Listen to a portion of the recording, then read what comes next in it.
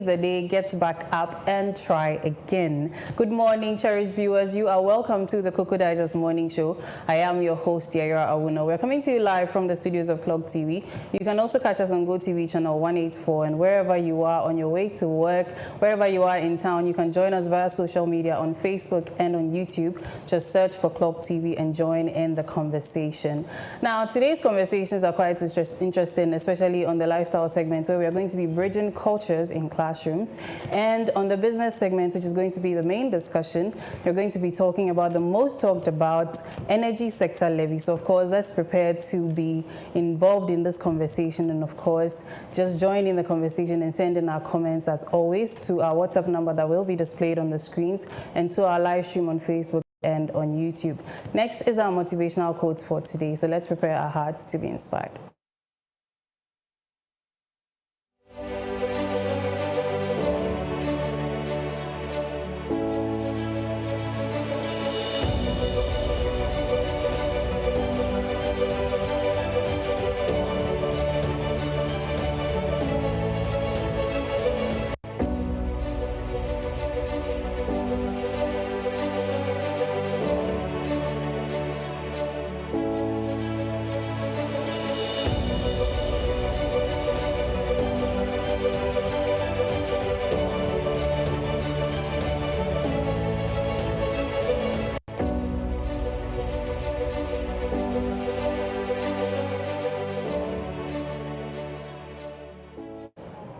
As always, we try to motivate our viewers on our morning show on Tuesdays and on Thursdays. And today we have our motivational quotes coming from Jomo Kenyatta, and he is from Kenya.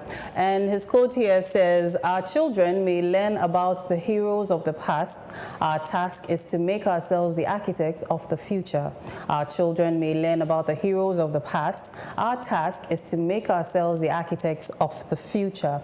Now, I have an expanded version here, and it says here, "Our children may learn about the heroes of the past, those who fought bravely, led wisely, and laid the foundations of our nations. Their stories are important, for they inspire courage, resilience, and pride.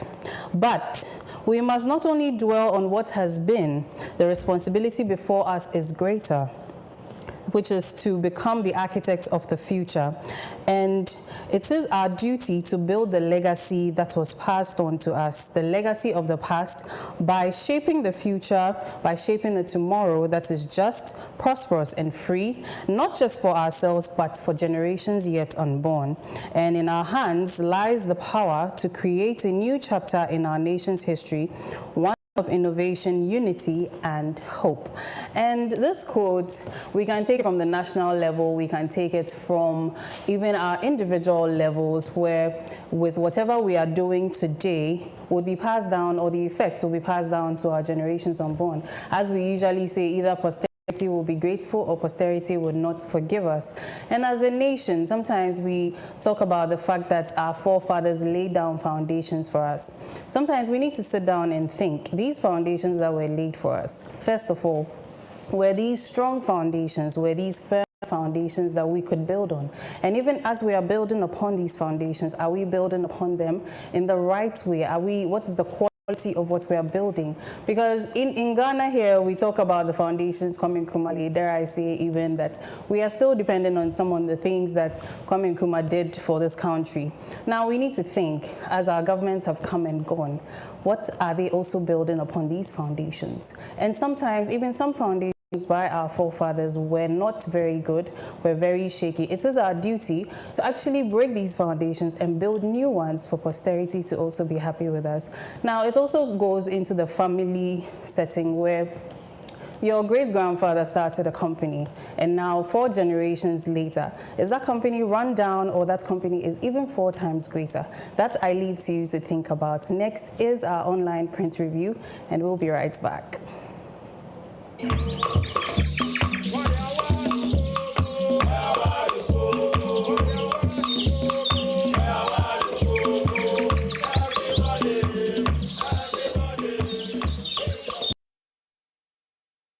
In a world where neutrality in the civil service is paramount, Ghana finds itself at a crossroad. Clause Act says that a certain action should be taken. but government has to act on the basis of law. So we inquired as to what the premise for that demand is. They say if you wish to broadcast or otherwise manifest your political allegiance or run political office, step away from the services. This is Supreme Court talking. It's not Closak speaking or Isaac Wampado speaking. This is the Supreme Court. The Supreme Court judgment on the landmark case of Closak versus the Attorney General has set the stage for a profound transformation. Introducing Resetting the Civil Service. Tune in to be part of this change, because a better civil service means a better Ghana. I find it refreshing always when I remind myself of the profound statement by the eminent civil servant, the Tan Anankwa of blessed memory, to the effect that it is the perfection of the civil servant that will move this country forward, and not the politician.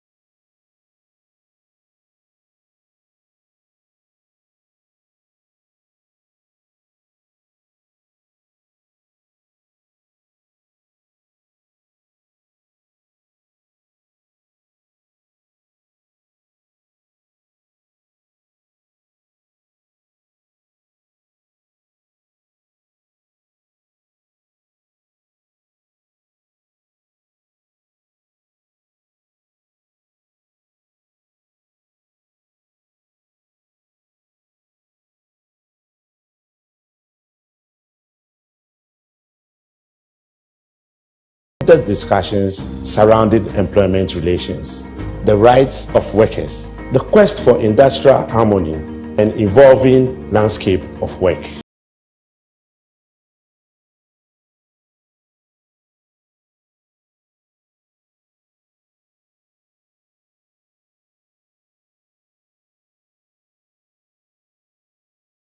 For Walatu Walasa.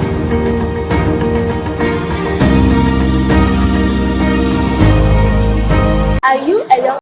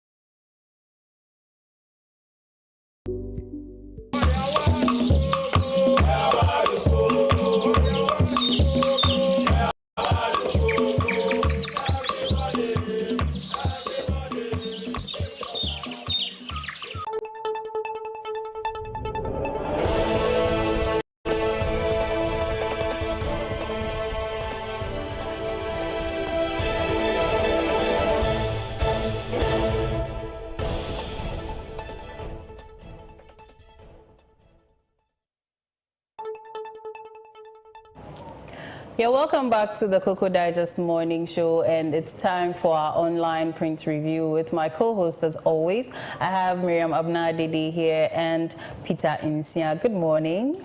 Good morning. How are we doing? It's a new week, so how have you been? How has our long weekend been, actually? Energized. I can see. Exciting.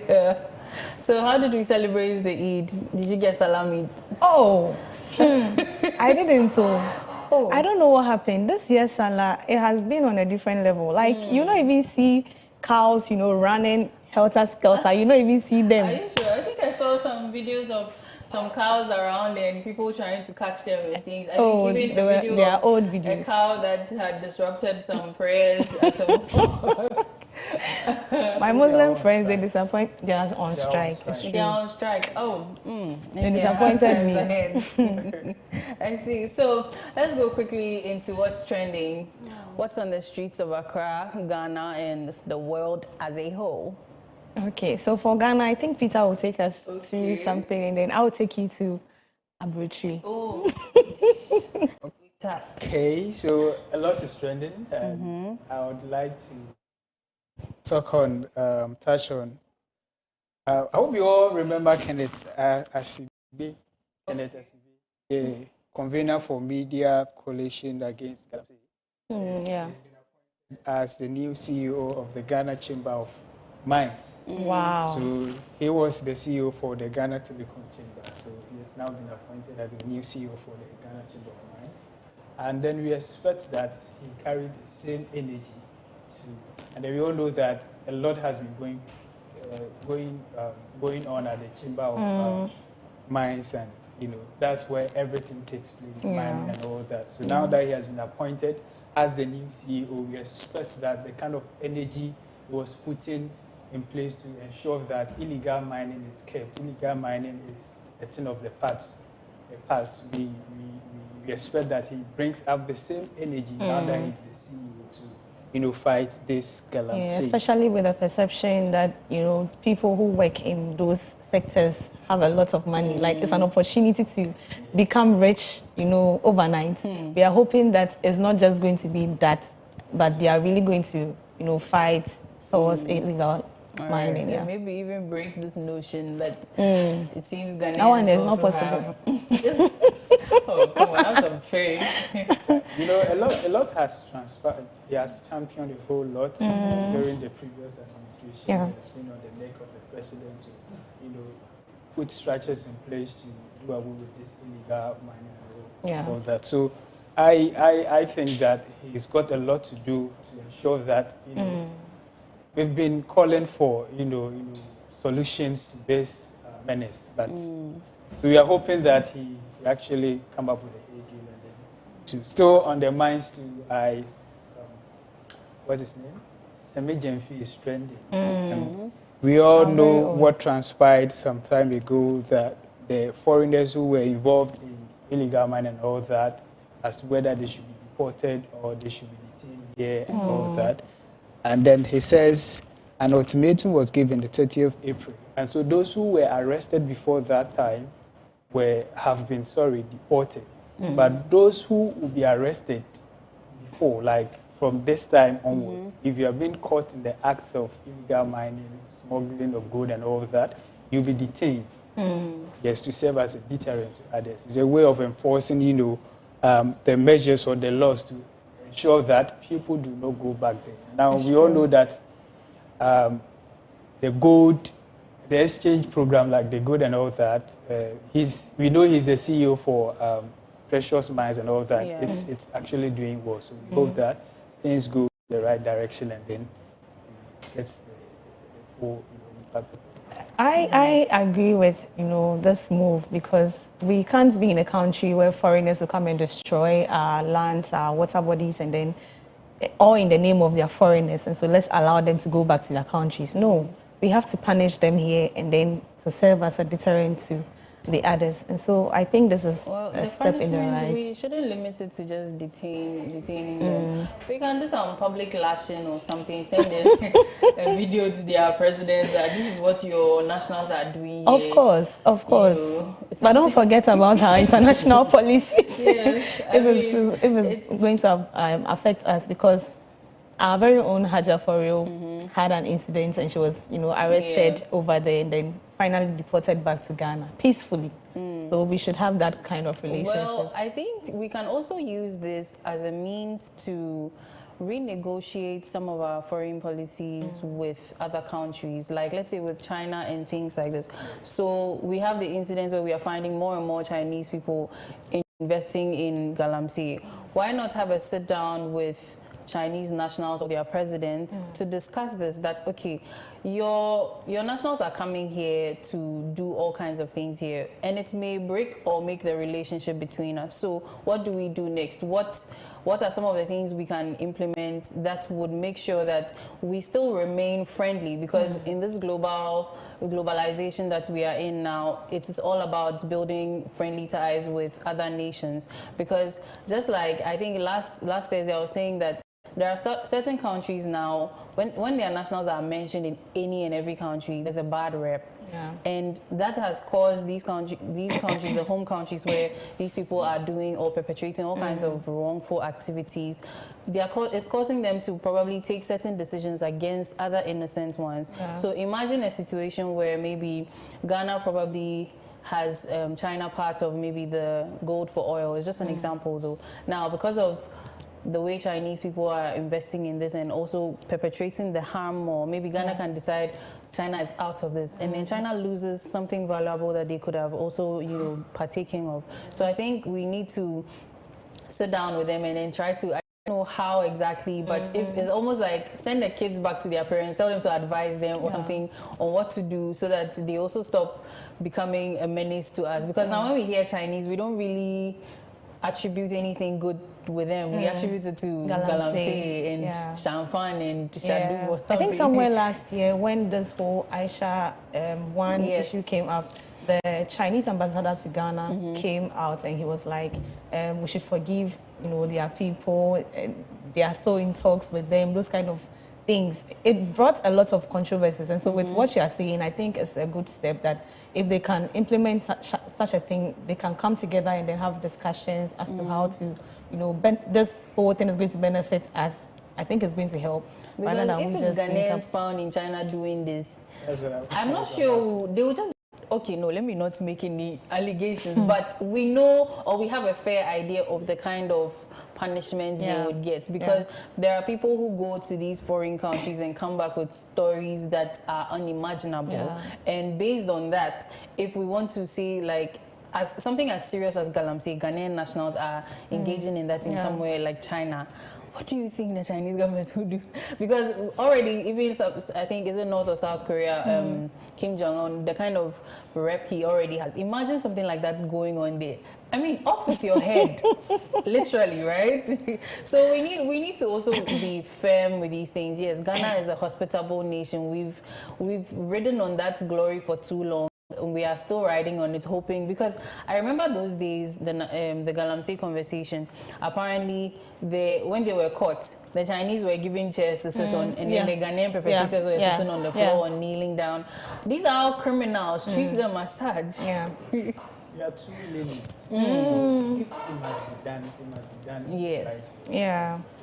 I don't blame our leaders, because I mean we are a developing country, and so we do not want to step, on the feet of the developed ones, so that when we need them, they might not help us. But they are stepping on our feet. That is it. That's why we have to be firm, because if you keep, it's just like individual, behaviors, as even Ghanaians. Because I know I'm not from a wealthy family or, a rich home, like But then someone will be stepping on you. Continue to be there if you don't speak up for yourself, because all you have is your voice. You're not from a wealthy family, but you have your voice. You have your self-esteem as a person. You have your skills and things. You can move forward. You can't just sit down for wealthy people to step on you just because you are poor. You will remain there. You die there. Because you can't step on me. Exactly. I'm a rock.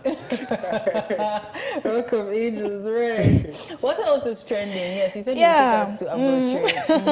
So yesterday or over the weekend, something interesting happened. I mean, the Black Entertainment Television Network, owners of BET Awards, held their just ended 2025 BET Awards. You know, this awards system is just a way of appreciating and acknowledging the blacks, those doing well in the creative industry.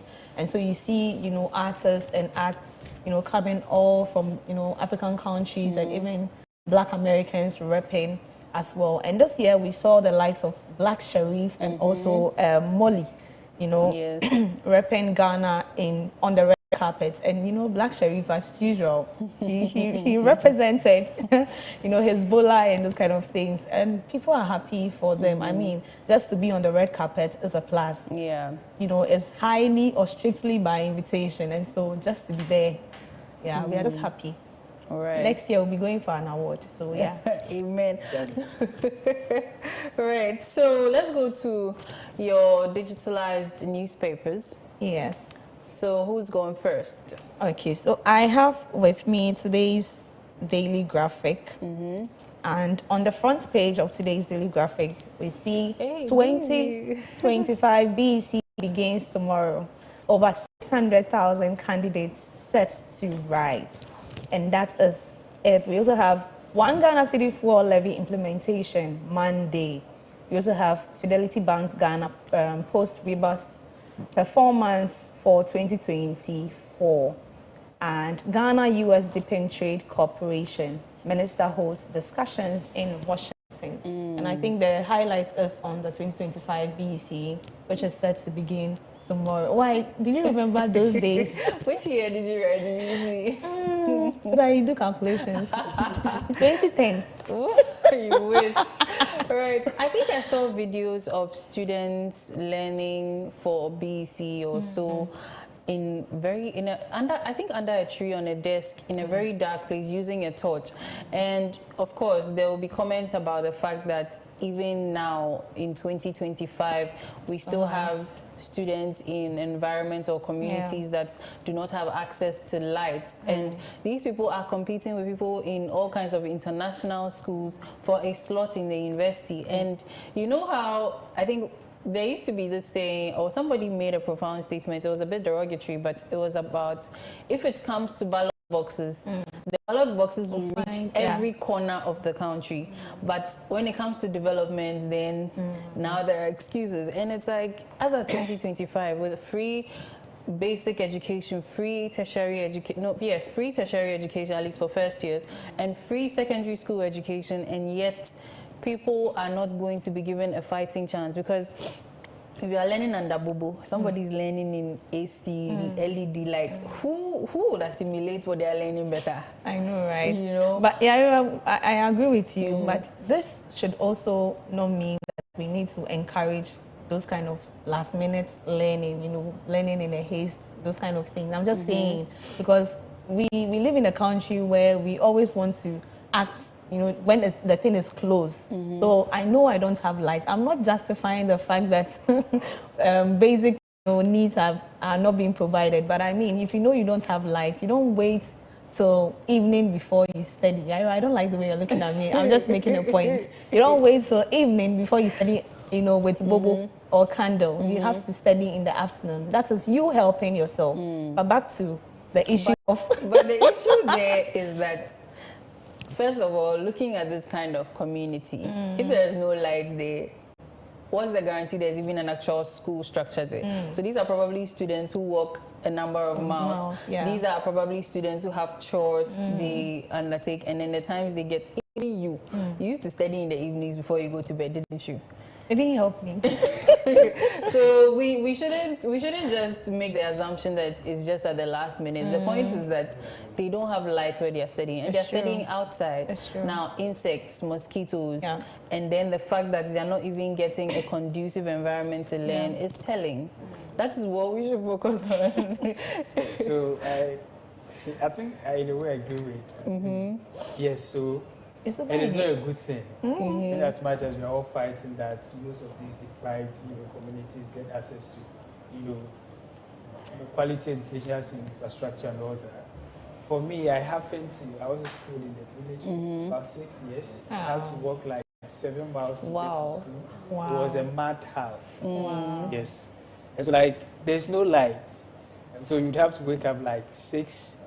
By the time you get to school, it's around 8. And then the kind of work you'd have to go to, the school has, farm, you have to go work and all that before you come back to the classroom. You'll be tired. And then you have to do everything within the day. And then it will take you like 4 hours to get back home. By the time you get home, house rules and all that.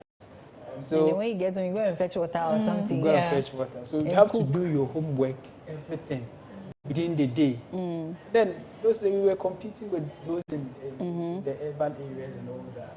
And so in as much as we are advocating for quality infrastructures and all that in the deprived areas, it shouldn't be that they'll say because we don't have access to light and all that, we don't want to learn and all that. Because the narrative hasn't changed. It has been there. And then with time, like I believe that we are developing. So as time goes on, all these areas will get access to this thing. But before that, now they should take it upon themselves to learn.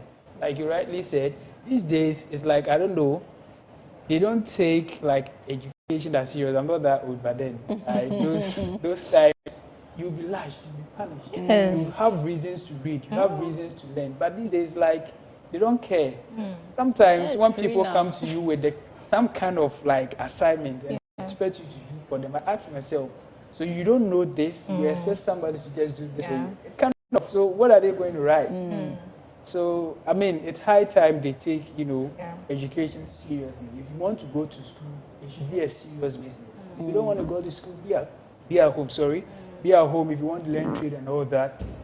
Last week, we heard that the education minister is kind of getting money to invest into TVET and all that, trying to make it attractive. So if you know you can't be racking your brains to learn the mathematics and the science and you want to learn some kind of handiwork and all that, you focus on that. But if you choose to learn, you just have to learn. Because these days, well, you happen to be a teacher. You know, the TVET too. You will need some form of basic education. And because something like pre-technical skills, if you don't know how to measure and do these angles, your T-square, your set squares. So at the end of the day, I think we should rather encourage everybody to just apply themselves. It's not about you don't want to rack your brain. The brain, you will rack it. Because even when you start a trade and you're doing business, the monies you're making, you're going to be doing economics, you're going to be doing mathematics, you're going to be doing profit and loss.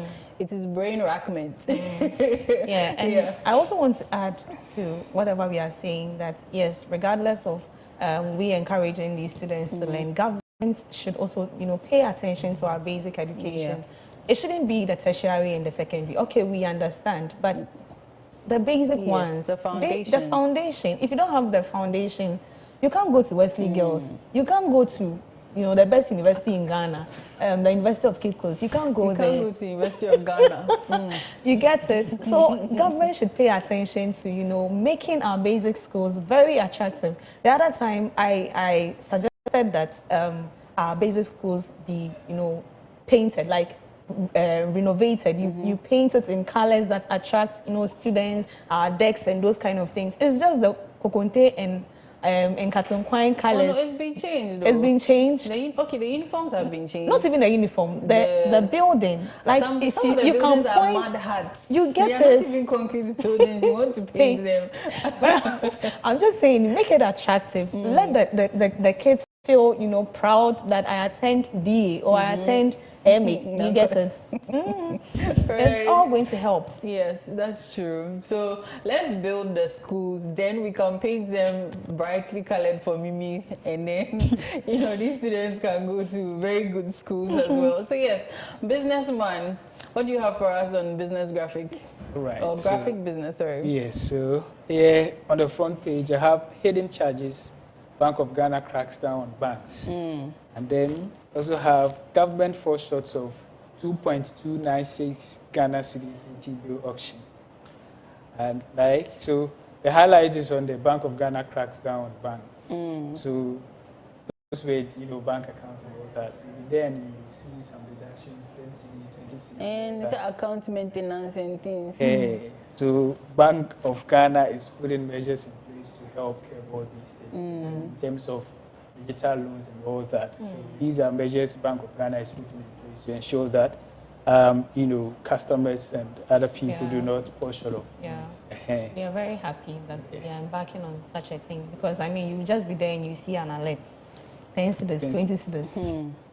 And sometimes too, aside the maintenance, I think, let's say you have the mobile banking option too. I think they take, or when you have your card too, they say something about your card. Are these also charges that are going to be part of the crackdown? Yes, so it includes stricter regulations on bank charges. Okay. And ensuring transparency in digital lending and requiring banks to publish details of defaulted borrowers. And it entails a whole lot. Yes. Right. And then also, the one Ghana cedi levy thing is I didn't touch on it because today Clement Yabakwe and some experts were giving us in-depth analysis of what is actually transpiring. It's trending. But that reminds me, have they reduced your transport fares, like from home to your place? Yeah, I think 1 cedi, 1 cedi less. Oh, okay. For one place, they reduced it and they brought it back. After the 1 cedi, they had, 1 cedi levy is going to be put on petroleum products. They said no, then we'll bring it back. But for me, my problem is, it's this whole thing is not affecting the food vendors. Not yet. But it should, we should see it there. The reduction. But, yes. I mean, when you go and buy rice, like 10 cedis, the scoop, like, it's the same, like, basically the same, no increment of that. Right now, Gobe. So the Gobe Eaters Association. Thank you for speaking for us. It's serious. Okay, have you asked, Pacho, aka dollar reduction, maybe, sometimes you never know. You see those people, then you're on a different level, You understand the calculation, the mathematics, the statistics, the kind of calculations they give you. If the wholesalers are not reducing the prices, they will not also reduce it. So it's just like that. But for the transportation to go back up, is it that people are not getting a full understanding of what exactly is going on or what? Because, I mean, if our CD has increased in value and certain prices have dropped, like you were saying the other day, you are in favor because, I mean, a lot of things have reduced in price. So 1 CD extra to be paid to help solve doomsday within the year is a step in the right direction. Very right. Is it that media houses are not taking time to actually explain this thing, or people are just politicizing it? So even with our news decks, we wanted to embark on something like that. Whenever government comes out with a policy, how the layman understands it is also a different, ball game altogether. We wanted to ask them, do you really understand, what this new 1 Ghana cedi levy is about? Because I hear a lot of them saying, hey, 1 cedi, that kind of thing. But I mean, we need to explain the policies to them, because at the end of the day, it is the ordinary Ghanaian that is going to be affected. And if they don't understand, it is we, the ordinary Ghanaians, that are going to, suffer.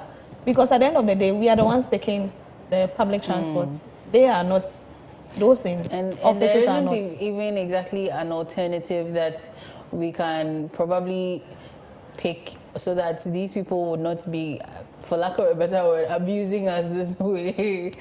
Because even the Ubers will tell you, even the Ubers card here, theirs is a bit regulated, you get it. Oh, I feel theirs is a bit regulated. It's fixed. But with these people, when they see that a lot of people at the bus stop, 10 cedis. Yeah. When the people are not much, many, then we take 7 cedis. I think with that price it's those boys that you normally see at the various The loading boys. The loading boys. Yes. And so in a way to also get money, when they see that there are a lot of people and cars are like in a bit of scarce, they 10 cities, 20 cities. And then the mate and the driver has no option than to accept that. And then with the question because you asked, they will get paid a small cut from it. With the question you asked, most Ghanaians are finding it very difficult to accept this 1 Ghana city levy. But then we all feel that in as much as it's difficult, it's a step in the right direction, because if I'm to pay that amount to prevent me from, sleeping in darkness and all that, it's a good thing. But like Mimi said, the education, the explanation is what we are lacking right now, because most people do not really understand it. And then the reason why some drivers are also trying to go back to the old prices is as a result of what GPRTU said, that if government doesn't, they are going on, strike I think and all that. They've called off the strike and all that. Because I said because it here. Of the implementation delay. Yes. That they might also come out to say that because of the 1 city, they are also going to, increase their fare, because it is in a way to, affect them. But because they do not really understand what the policy means, like Mimi said, they've just. That's from the layman's perspective that fuel prices has been increased. So I have to increase the fare, the transportation fare. And so we need to educate, the public more on this. So I'm sure today the business segment will do justice to that. Clement will be giving us, as you said, in-depth analysis. Yeah. So let's go to the online story. This is also about a strike. So the very first one is healthcare system under strain as nurses strike continues across Ghana. So healthcare services across Ghana have been severely disrupted as members of the Ghana Registered Nurses and Midwives Association continue their strike, leaving patients stranded in medical facilities struggling to cope. In the Ashanti region, major hospitals like the Menchia, South Suntreso, and Kumasi South have experienced significant slowdowns, with key departments such as family planning and specialized clinics at the Menchia Hospital completely shut down. Marked by red bands at the entrances signaling industrial action, and Deputy Chief Medical Officer Dr. Edu Boachi highlighted the pressure on healthcare services, noting that house officers and doctors are working to manage patient care amid the absence of nurses and midwives, but the situation remains difficult. In the Volta region, physician's assistants at the Hokwe Regional Hospital have taken over outpatient duties, including checking patients' vitals, as the strike affects healthcare delivery there. Now, Courage Kumar, the regional chair of the Ghana Registered Nurses and Midwives Association, stressed the urgent need for the government to address nurses' welfare and improve their conditions of service to end the strike. Now, we have a video showing us why the strike has started, and yes, that's what we see on our screens.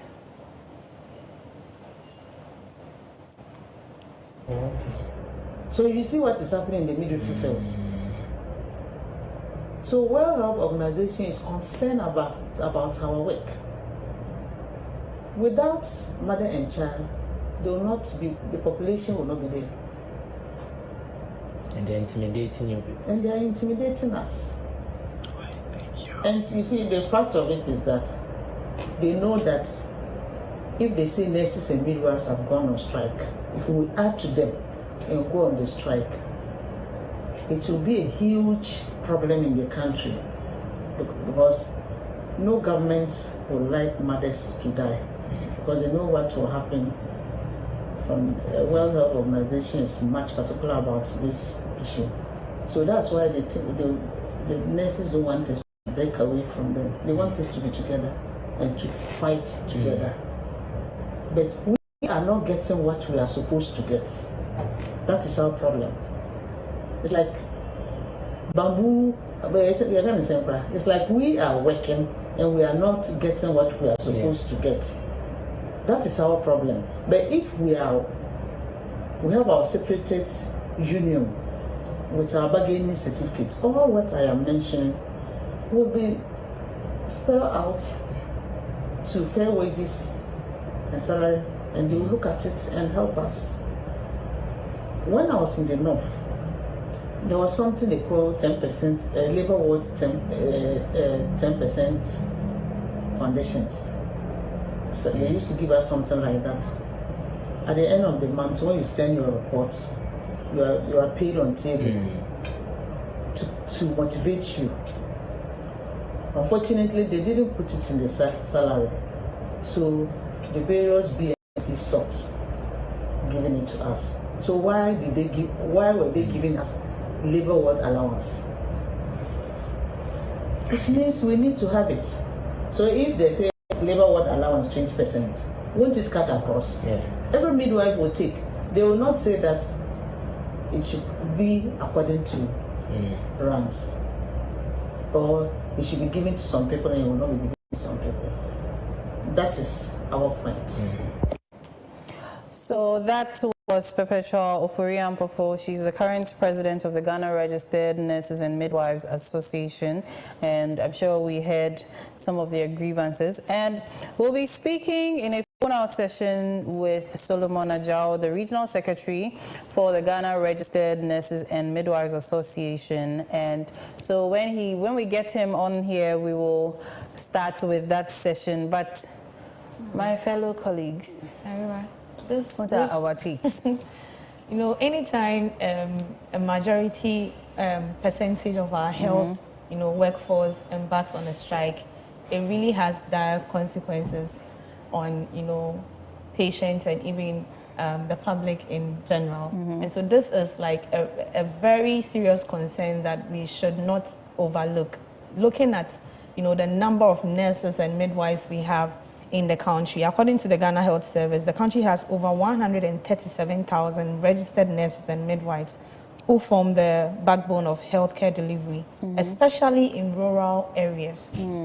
So this is like a serious thing. Now, yesterday in the news, I heard a few people, saying that this whole thing is politicized. And I really wasn't happy because, why would you say this is politicized when people's lives at risk? You can't say nurses are going on strike because they want to, make this government look bad or something. This is, a call for their needs to be, granted. Yeah. They laid out some needs they wanted in 2024, and it hasn't been responded, it hasn't been granted, and that is why they're embarking on this strike, so that government, makes provision for them. And so we shouldn't politicize this whole issue because it's a serious matter right now, and the fact that it is nurses and midwives, you can imagine the combination they run of the hospitals. You get it. So it's a serious thing. Yes, it is. It's a serious issue, but then I disagree with what the woman said. They are being intimidated, right? So we know that their services are very essential, that we can't do away with them. And right now we can all see what is transpiring in our various hospitals. It's very sad to see what is going on. Going to the hospital without getting nurses and midwives to take care of you. It's getting serious every blessed day.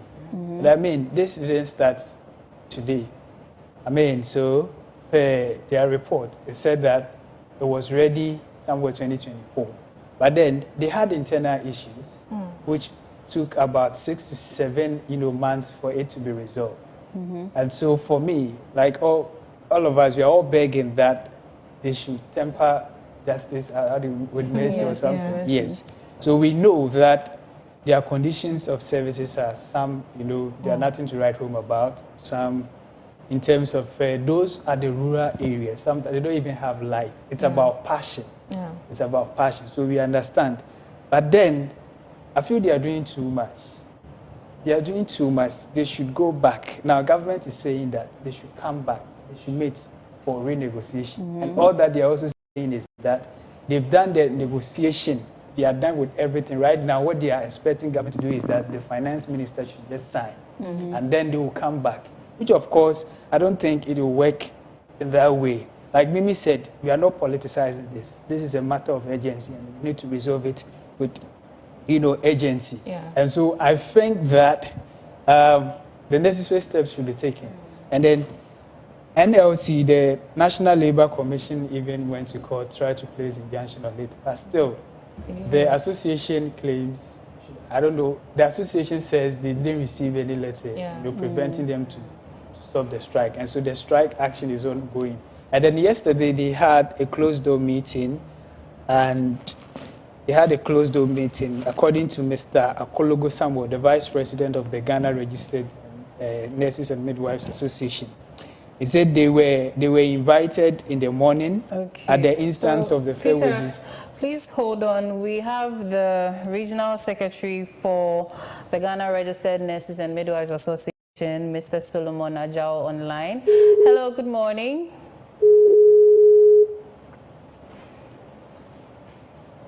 Hello.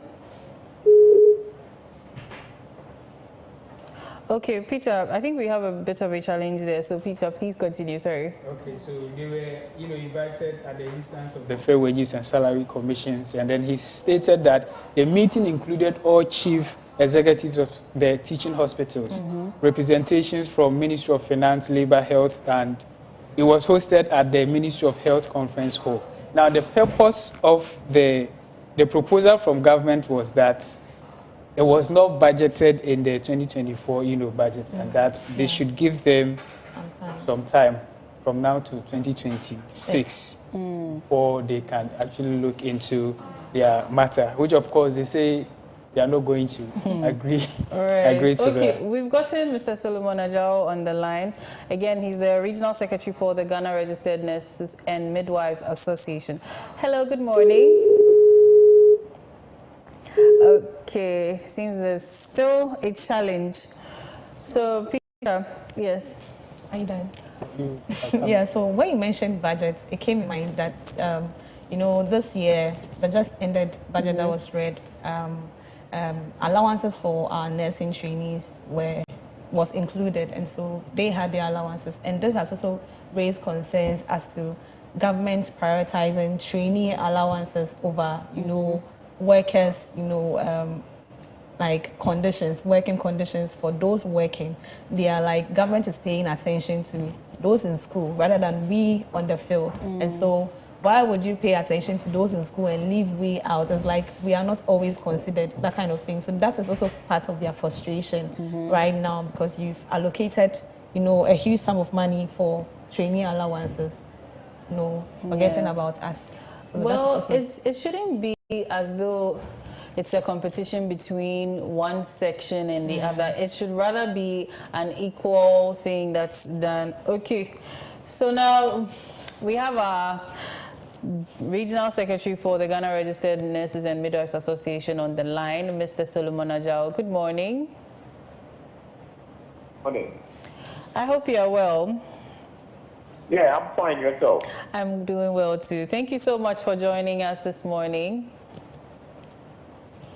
Yeah, you are welcome. And good morning to your viewers. Good morning once again to you too. So I'd like to ask, what is the current condition of the strike? Is it still ongoing?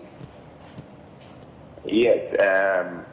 Thank you for the opportunity for reaching out to us. Strangely, you are showing the picture of my hospital. Okay. Wow. The strike is ongoing as we speak now. Okay. We rolled out certain actions with red armband. We declared our strike on the 28th of May, 2025, with the intention to wear red armband on the 2nd and on the 3rd of June. Then we withdraw OPD services and emergency services upon from the 4th to on the 8th. Then yesterday, being the 9th of June, we decided to go a full total withdrawal of services. Yes, we had an opportunity to meet with a team. The meeting was called at the instance of the Fair Wages and Salary Commission, and the venue was the Ministry of Health Conference Room. I think I had one of your colleagues trying to, it's what happened. I happened to be part of the meeting, and like he rightly said, government proposal that was enumerated to us indicated that nurses and midwives in Ghana have not been budgeted for. They don't even have the consent of nurses and midwives attached to start with. let alone to think or to budget for anything concerning nurses and midwives. We started this negotiation thing. One will ask, when did we start this negotiating and everything? The document we are asking government to sign for implementation, and it has already been negotiated for. We are not at the negotiation table for us to sit with government. We got the document signed off for implementation as of last year, 1st July. Of course, some section of our colleagues were not happy and they took the issue to court in terms of what had been agreed upon and everything. The issue was resolved later at the latter part of December 2024. I think the last week thereabout, we submitted our report to the court, and the court adopted it as its ruling. Okay. So January 2025, we went back to our mother ministry, that's the employer. Yeah, let me state on record that employer does not change. Government does change. So when we are talking, we are dealing with what? Employer. The employer we know here is the Ministry of Health. Apart from the political figure that was appointed to that ministry, all other office and the staff there are still at post. The people we work with to work on the condition of service, they are still there. Okay. So what has changed? We went back to the ministry and said, okay, last year we were due this. We were to start the implementation 1st of July, but we had an issue. It has been resolved. Then we were told that we should wait for a minister to be appointed. We had that patience as nurses and midwives. We told our members that, okay, let's wait for a minister to be appointed. A minister was appointed. We called on him. He responded. He said, okay, I've heard all that you have brought to my attention. Let's wait for a budget to be read. We were in this country. A budget was read in March. Again, we were not captured. Then we started doing follow-up. Honorable Minister, you promised us that I'm going to have budget and will be captured, will be considered and everything. Then so, okay, let's hold. I'm going to meet with the Minister of Finance. Let's wait. We'll have a meeting every now and then. The couple of times that we met with the minister has been promises over promises, and nothing was not coming out. So we realized that no, if we are not strategic, the anger from our members will be vented on us. Then let's go back to the ministry and ask for timeline. There was no proper feedback from the ministry. Then we said no, let's press home our demand. Look at this. Study clearly our roadmap towards this right. We gave over 1 week notice before we embarked on this withdrawal of OPD services and emergency and to this. We were expecting our employer to take advantage of that period to resolve the issue. What did we get to hear? Nothing. Okay, so I'd like to then ask. Yesterday, okay, for us to just meet, so we did call with all the directors of charge, director general, all the CEOs of the teaching hospital with their HRs and everything, only to come and press home that we should call off the strike and come back to the negotiation table. What is the negotiation we're going to talk about? I want to ask about your negotiation that we were supposed to start enjoying in 2024. Yes, Mr. John, could you please hold on so I can ask you one question? Yes, so I would like to ask, what if this call for renegotiation is because of the fact that maybe back in 2024 there were certain sorts of projections that they thought would be able to meet these needs, but now in 2025, looking at what's happening, or even the fact that, as you're saying, that it looks as though even the nurses and midwives were not considered in the budget, maybe there are certain things going on now that could not necessarily meet the demands that you set in 2024. Is it likely that something like that could be a reason? Yeah, when we move on that tangent, then the ministry has not been sincere and fair to nurses and midwives. So when we say that, then the minister and the ministry, they have not been fair and sincere to us. Why am I saying that? If you knew that nurses and midwives have not been captured in the budget, why could you not come up with the truth? What do you take nurses and midwives for? We feel that nurses and midwives in this country have not been respected, have been neglected. The needs and the work of nurses are not a priority to the employer as we speak today. Okay, so the needs a very... and the work of nurses is not priority to the employer and for that matter the minister, the sector minister.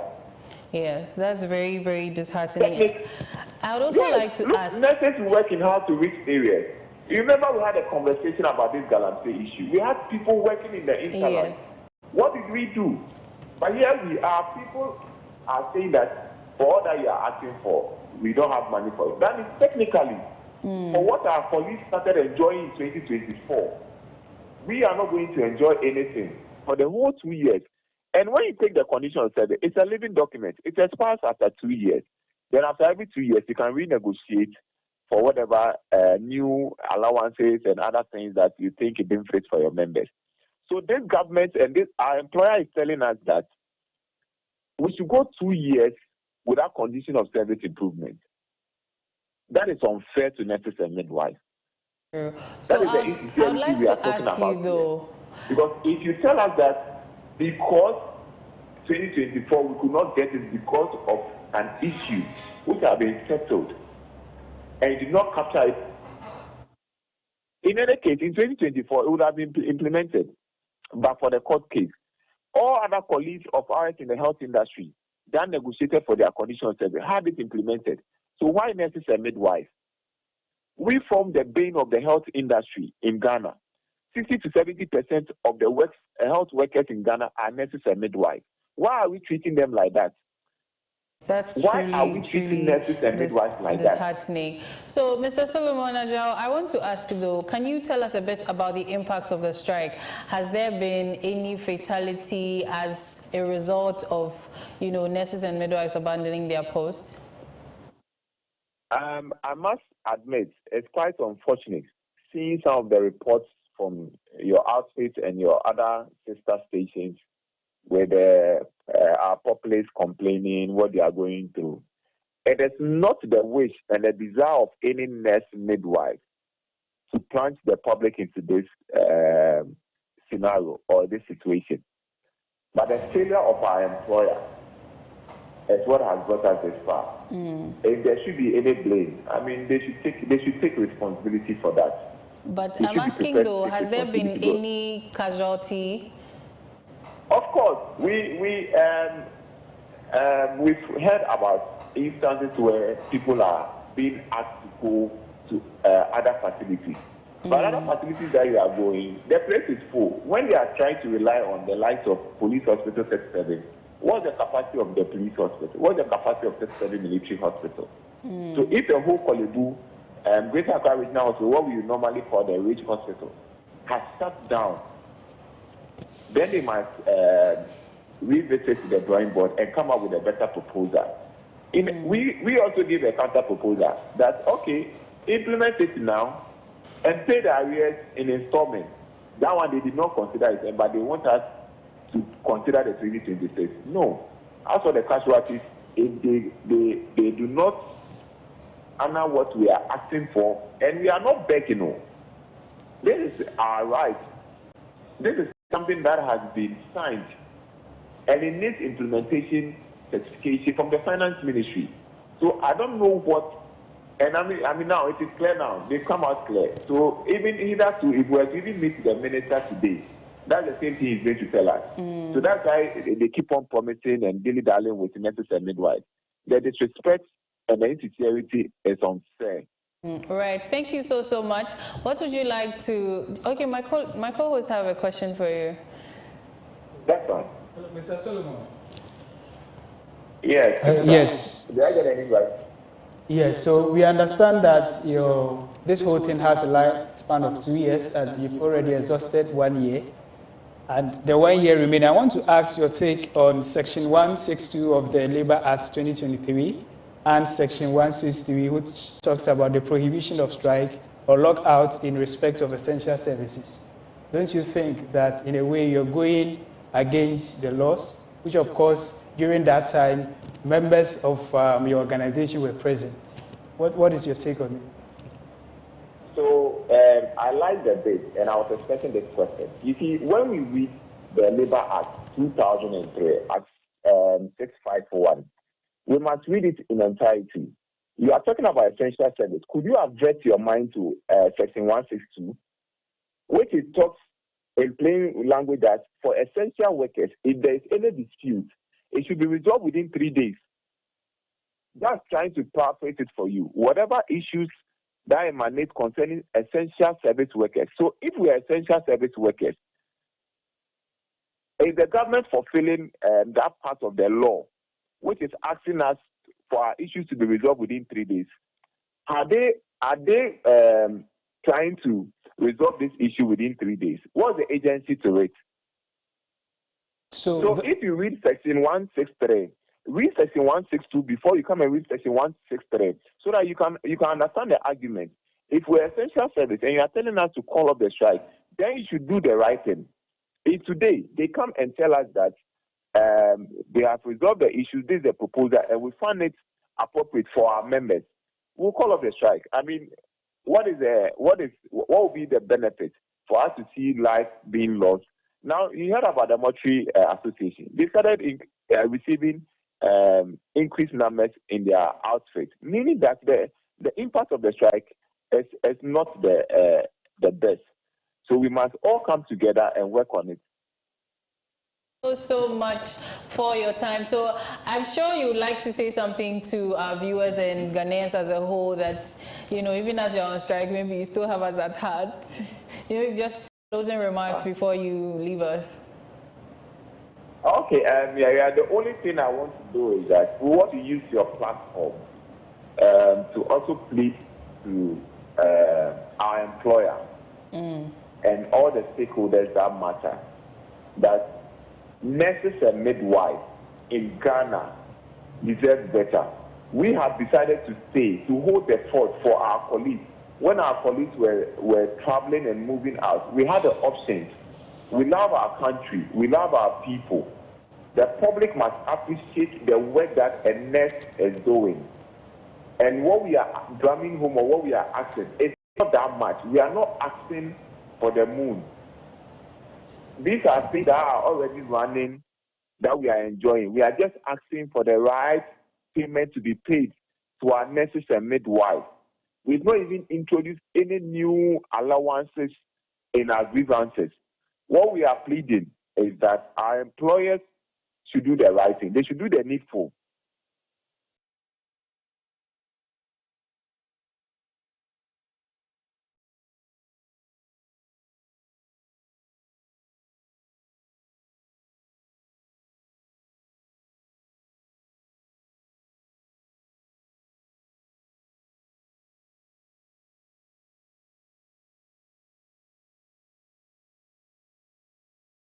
Go and pay for his own medical bills.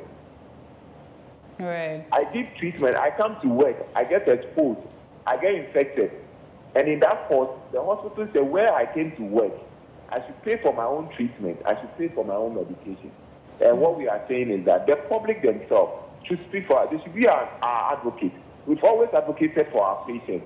Now we are their patients. They should also advocate for our employers to turn and to listen to us. That's what I have to say. All right. Thank you so much. I'm sure one of these days we'll have you here in the studio so you can speak to this issue. I'll be glad to be back. I'll be glad to be back today. Right. Thank you and have a good day. You too, yeah.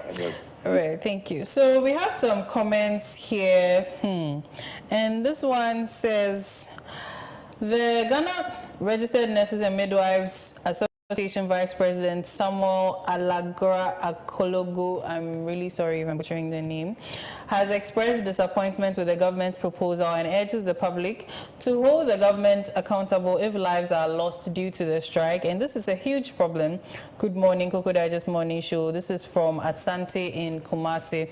Now, he also says here, Government officials claim there's no budget provision for the nurses' demands, which the Ghana Registered Nurses and Midwives Association finds unacceptable since the conditions of service were submitted in January and expected to be factored into the year's budget. That is why, then why are they on strike? Asemo, this is Janice J, and she is from East Legon. Then we have our nurses and midwives are playing very important roles in our health sectors. So we plead with the government to pay much attention to their call, and this is from Charles Ochre. Thank you so much, and you can keep your comments coming in via our WhatsApp number displayed onto your screens or onto our Facebook and YouTube live stream as always. So, before we wrap up, I want to take this issue from a much larger perspective. Ghana of 50 years ago did not have a population of about 30 million people, right? So if now, 50 years on, we are 30 million, we should be able, we do population censuses and things, right? And we get the population of people, we can do certain projections based on the births and deaths covered over a specific period of time. So why can't we apply that to all these sectors? So let's say even with employment, we know that, okay, if last year the government was able to employ maybe 1,000 people, this year based on how many people are going to be graduating from school, eligible and all of that, maybe we can be looking at an estimate of about 2,000 people. That's the way we can, if we can do this with our nurses or the trainees, like you said, that while they are in school, we know how many people are going to be passing their exams, all of that, we can have records, then we can use that as a projection to also develop the capacities of the various healthcare institutions we have in the country, because these people are going to be posted there so that these things can become less of a problem, and then rather even something that these students can look forward to, because I'm sure a lot of them dread the postings because by now you know that they're going to put you in some Fanchiniko somewhere, and that hospital probably has just one bed or something. All of these things need to be thought about. That community of Fanchiniko too, within the next few years, the population is going to grow. So why not improve upon the place, you know? With the exodus of even nurses from this country to other countries should have been it for government, right? So for me, I think it is not about money, it's about credibility. If an agreement that has been signed has been sidelined, then what else are they trying to tell us? Well, so the issue is that we are not trying to undermine myself. I'm not trying to undermine whatever they do, but they have a valid point. They really have a valid point. But the report says that like they've refused to come to a round table with government several times. So if you are refusing to come, how do you negotiate to make things right? And that's why I was referring to Section 162 and 163 of the Labour Act and all that. He didn't actually get me right. But then if you have refused to come to the round table to talk to make things right, then no, it's not about negotiations. So they said they've passed. Well, they've passed. But then, so are you going to? The segment is up, and this conversation I think will continue backstage. But it's time for the lifestyle segment up next. So, right after this break, Miriam and her guests will be here to bridge cultures in the classrooms.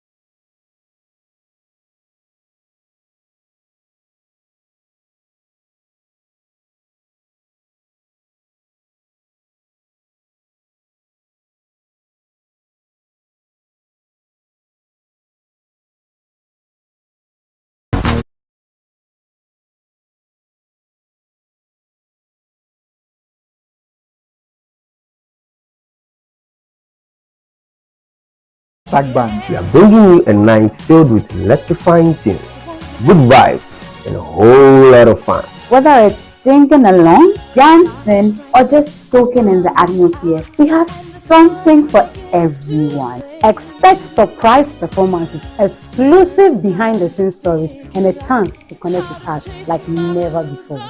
Don't miss out. So tell a friend to tell a friend. And join us for Happy Hour. Get ready to rock with us. Happy Hour with the Clocksack Band. Sing, I don't wanna wait.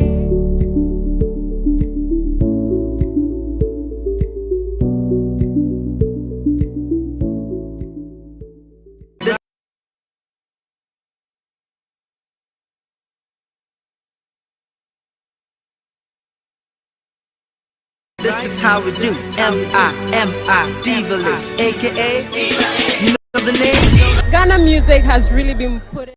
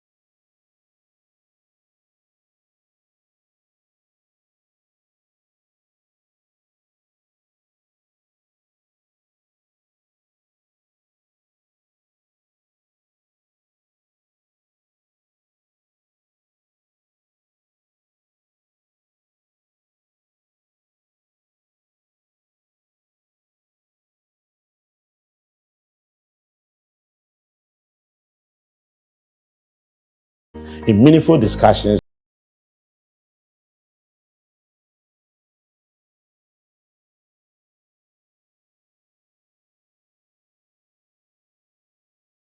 a dynamic and engaging program dedicated exclusively to exploring the multifold realms of labor issues. This innovative program aims to provide a robust platform for in-depth discussions surrounding employment relations, the rights of workers, the quest for industrial harmony, and evolving landscape of work. Walatu Walasa seeks to bring to bear the challenges and opportunities facing the labor force today, making a significant contribution to public discourse. My name is Edmond Akwe, your host for Walatu Walasa.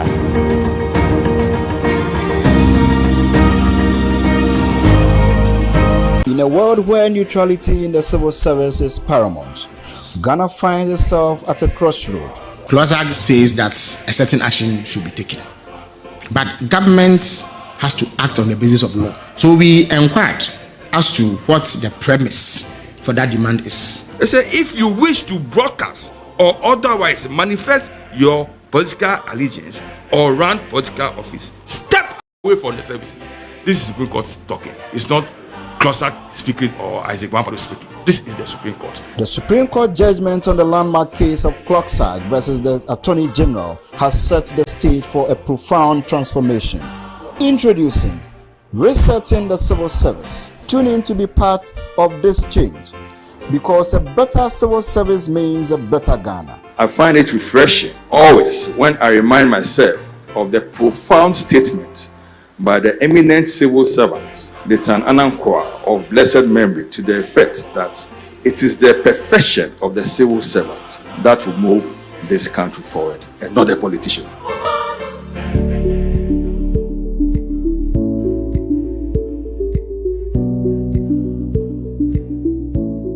Are you a young person?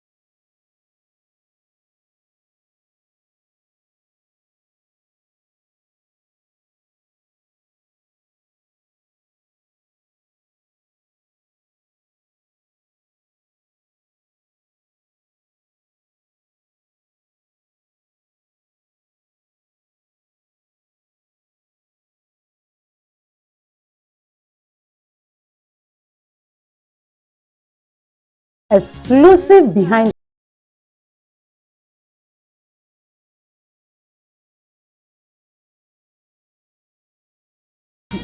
Get ready to rock with us. Happy hour with the Clockside Band. Sing. I don't wanna wait.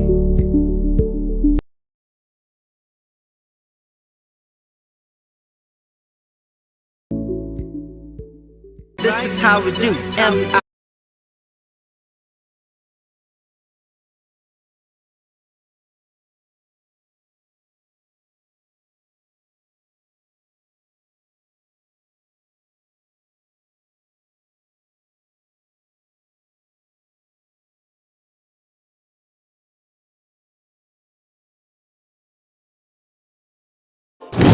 Let's Talk Stuff, where we explore the latest trends in the entertainment industry. From viral movies to hottest celebrity stars, we've got you covered. Have questions? We want to hear from you. Your voice matters. Let's vibe together.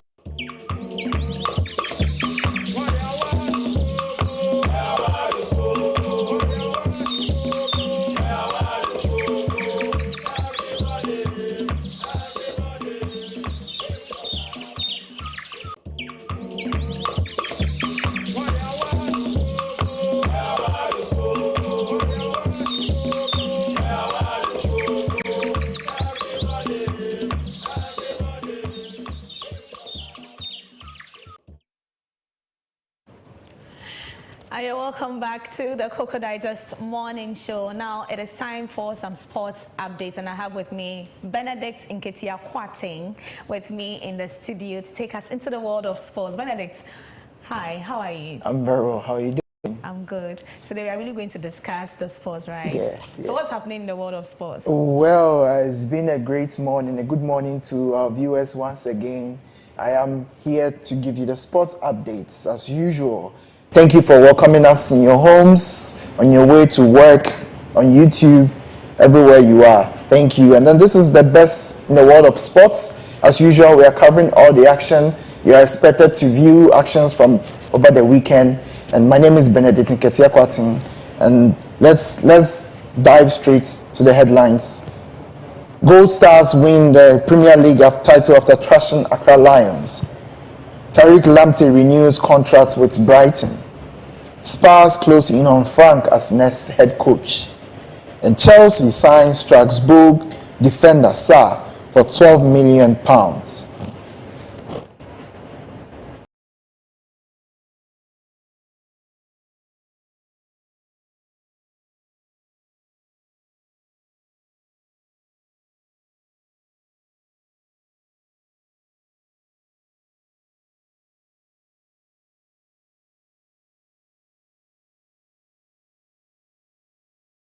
And to the main story, Gold Stars FC completed a fairy tale season by clinching their first ever Ghana Premier League title in commanding fashion, demolishing Accra Lions 4-0 at Raku's Dance Park on Sunday.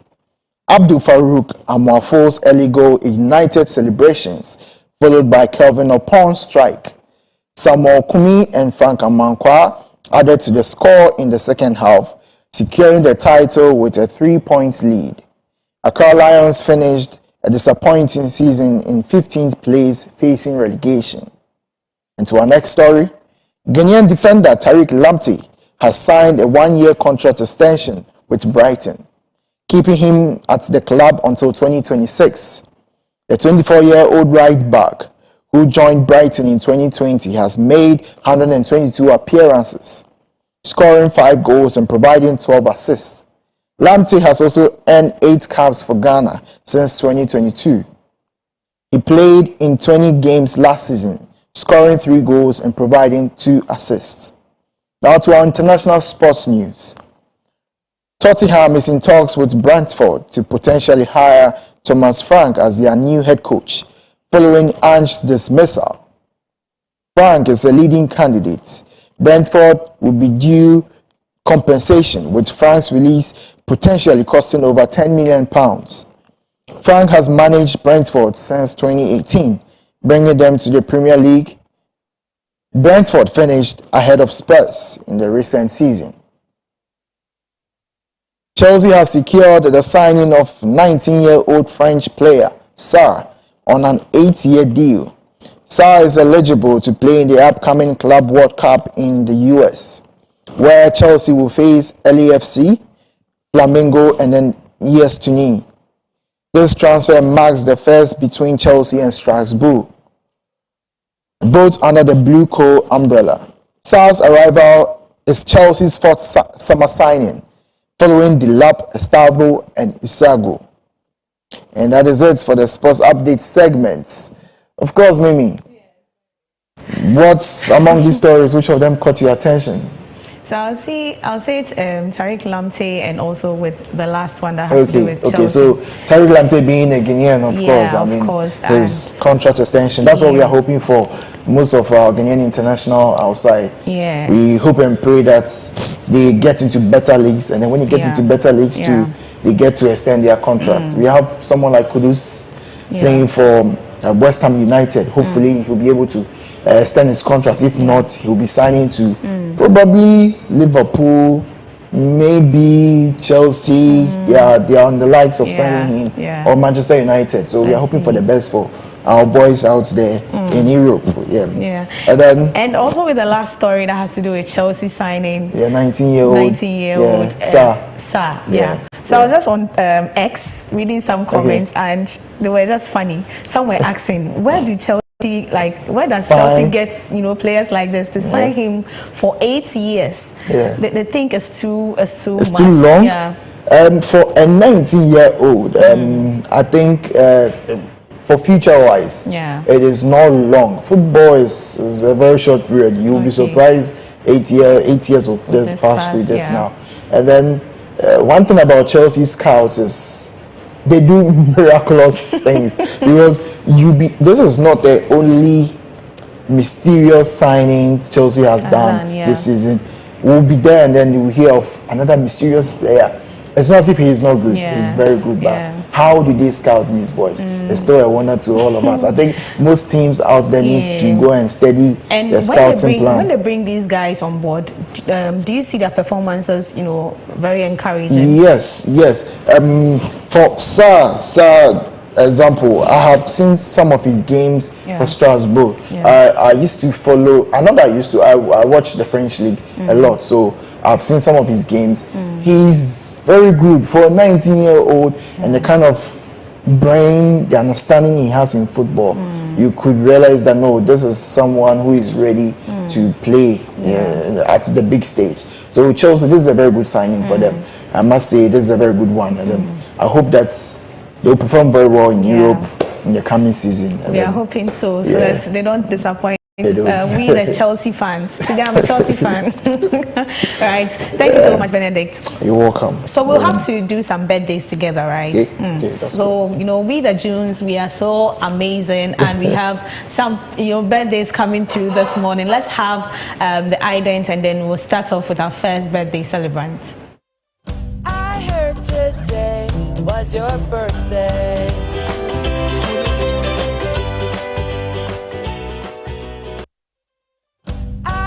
Today was your birthday.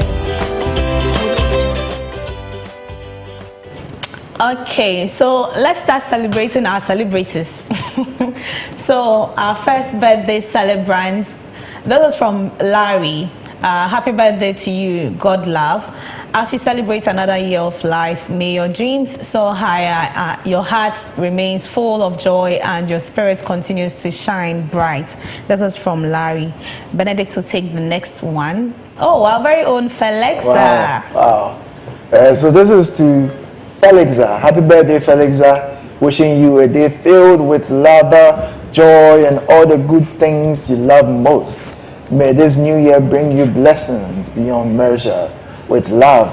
This is from Rejoice, Love, and Eunice. Wow. Happy birthday, Felexa.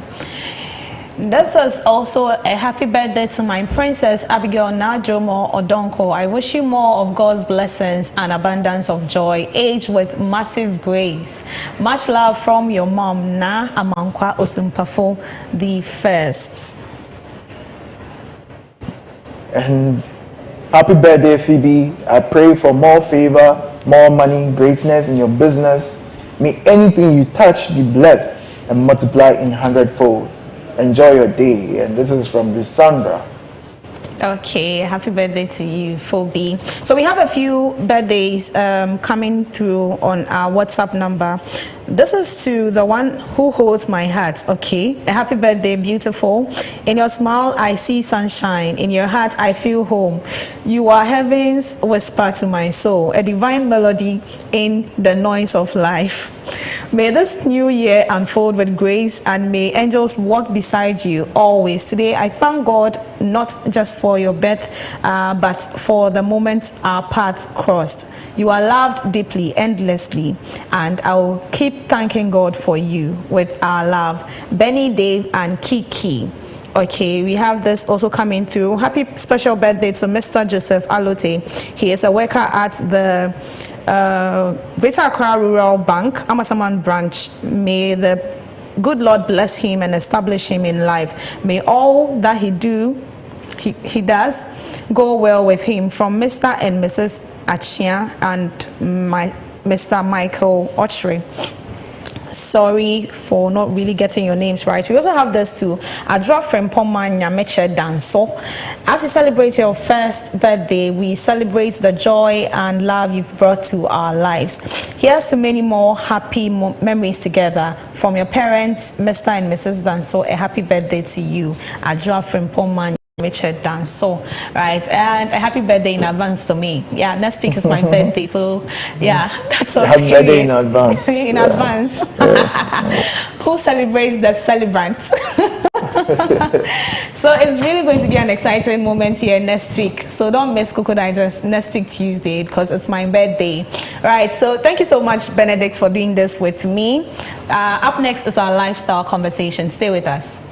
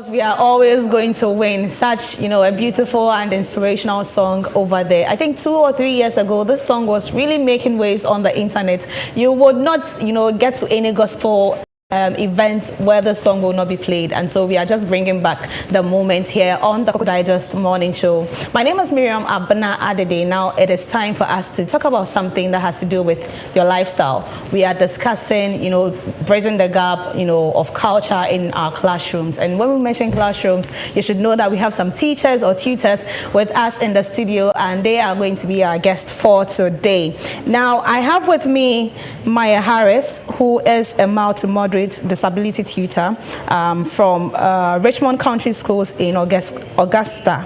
And we also have Mr. Michael Ofei-Jan, who is also a professional teacher at Kaswa. Right, so just as I said, we are bridging cultures in the classroom this morning. And so you can join the conversation by sending in your comments to our WhatsApp number, which is displayed on your screen, via our streaming platforms, Facebook and also YouTube, and we'll gladly read your comments out. Now let's get straight into today's activity. Hello, ladies and gentlemen. Welcome to the Koko Digest Morning Show. Thank you. You're both teachers, right? Yes. Yes. Okay, so we'll first of all like to get familiar with where you're coming from, your countries or regions or towns, and how you got into the teaching profession.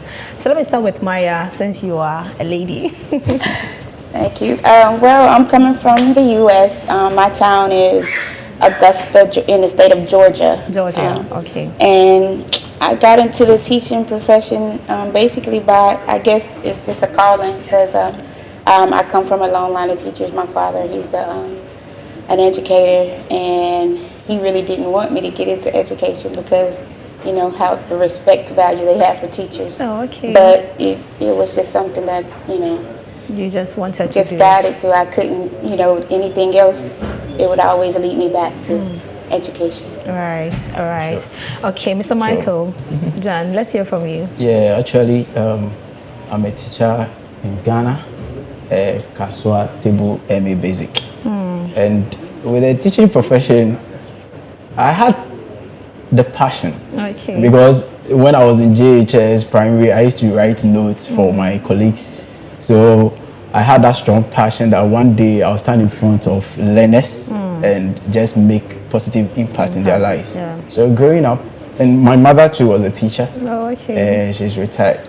So she was just nurturing us. My two sisters, they are all teachers. So we are all teachers. Okay, yeah. Right. Interesting. Yeah. Maya, let me come back to you. I know you have taught, in different countries, or you haven't taught in different countries. Not really. necessarily. Not As necessarily. far as taught, we when we come here, we usually are doing professional learning for teachers. Oh, okay. So I haven't necessarily taught students. In Ghana. Okay. But in America, we have students that are from other cultures. So we do, have to, kind of navigate that. That's even my question. So what was your first impression when you entered a class that had, mixed, students from different backgrounds? Coming from the area that I live, it's kind of expected. We do have a lot of, I guess you'd say, Hispanic students that are in our classrooms. And really just trying to meet their needs. We have access to a lot of different technology that definitely helps us out. So, if I need to translate something or get them in touch with, the entities that, help with that, is not an issue. Yeah. Okay, so for you, it wasn't an issue. Let me come to you, Mr. Jan. I know you're going to say it's serious.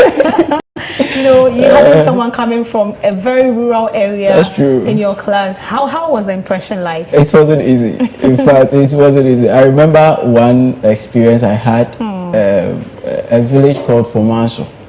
Yeah, and I had to use stone to represent mouse, computer mouse. Wow. And it wasn't easy.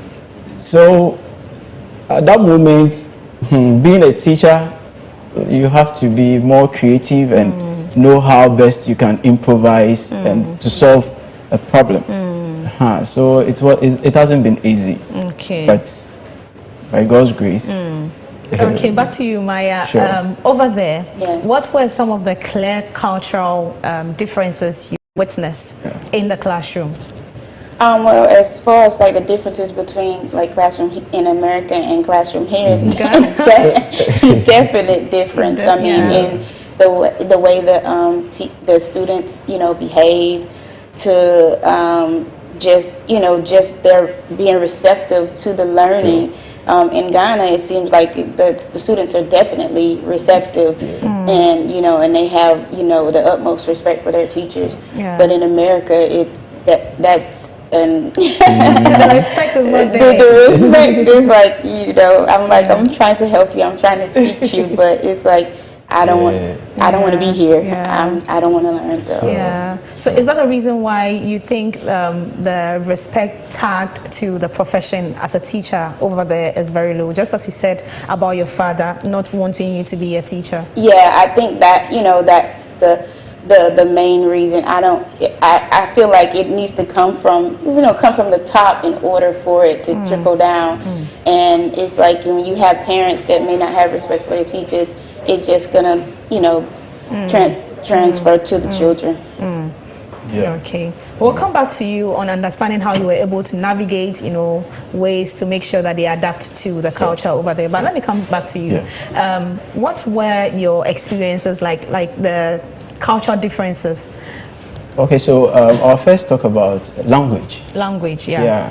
For instance, my current station is an Ewe community. Wow. And I don't know how to speak the language.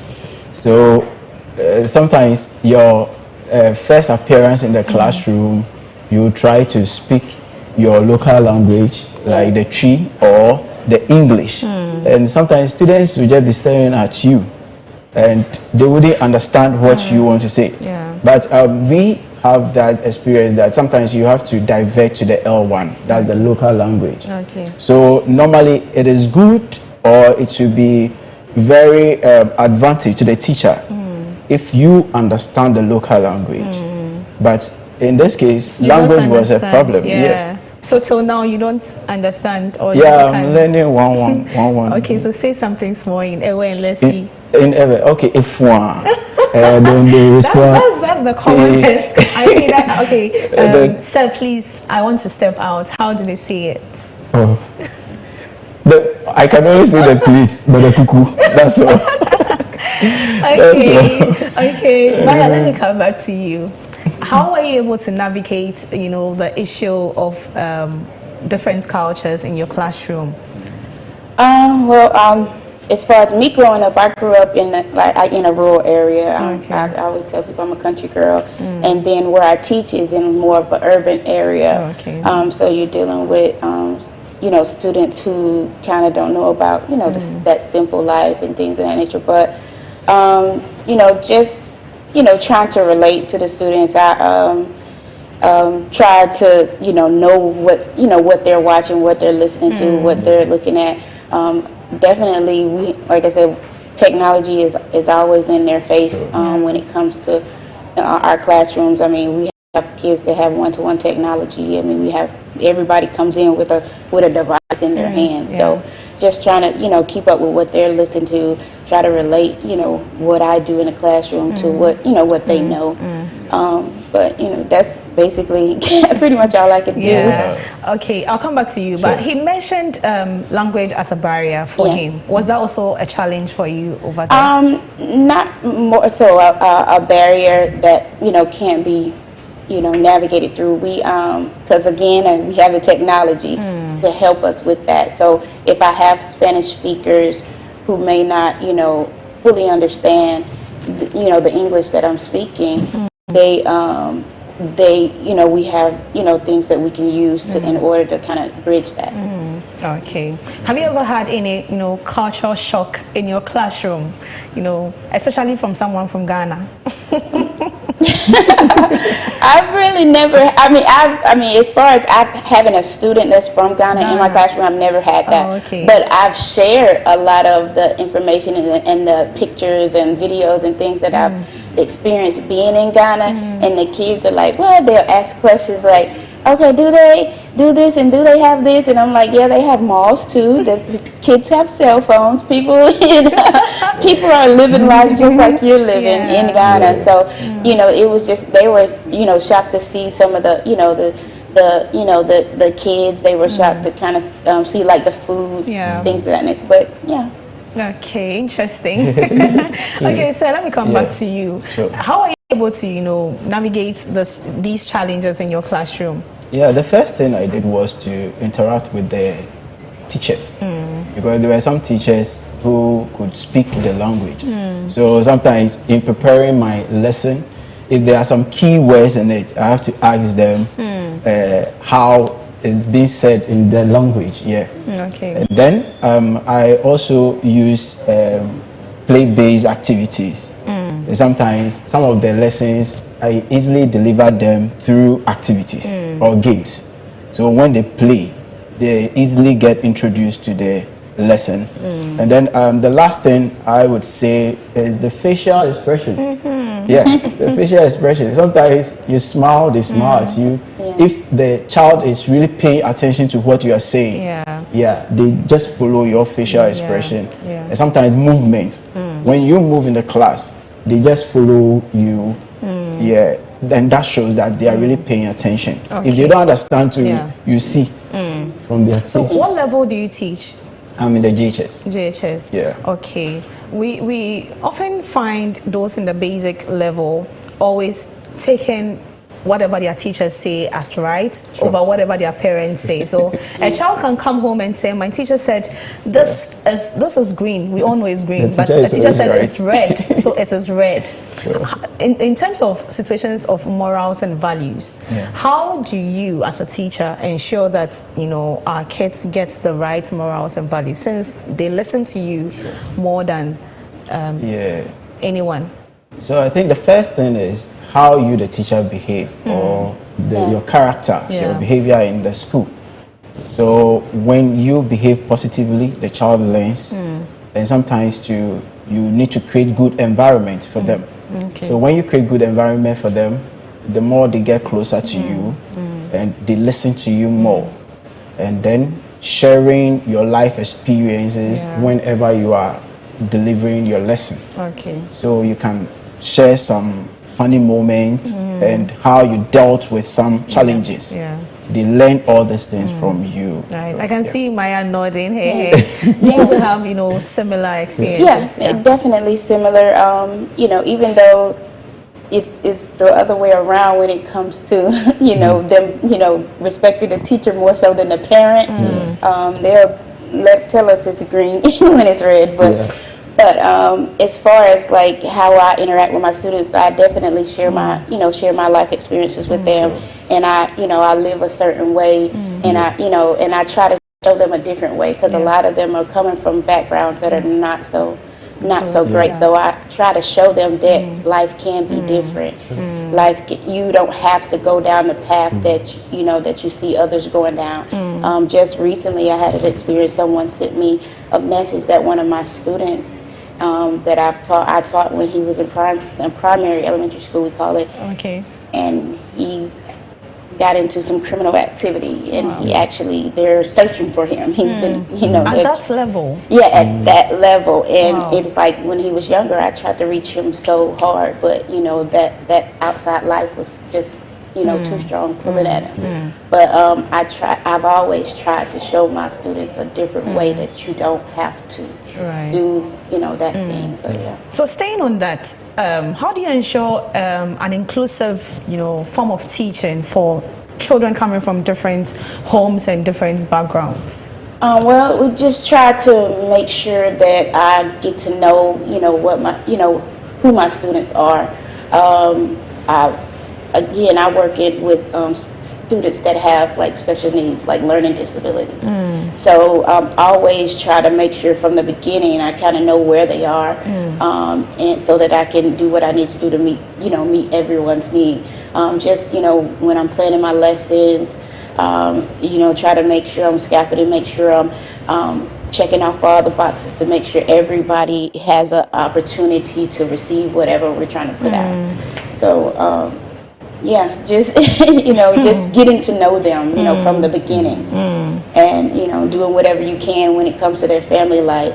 I've even went as far as like calling parents, asking permission, take them to church. I mean, just doing things like that to just show them a different way of doing things. And in some instances, it has worked. I've seen students go on, even saw a few graduate this year. Wow. That I've known since they were in elementary school. Yeah. But then in some instances, that outside world is a force. I understand. Let me come back to you, Sam.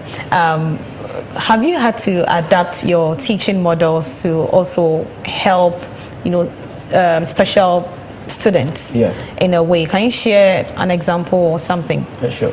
So in this case, you need to identify their weaknesses and their strengths. And some students who are visually impaired, you need to position them well in the class.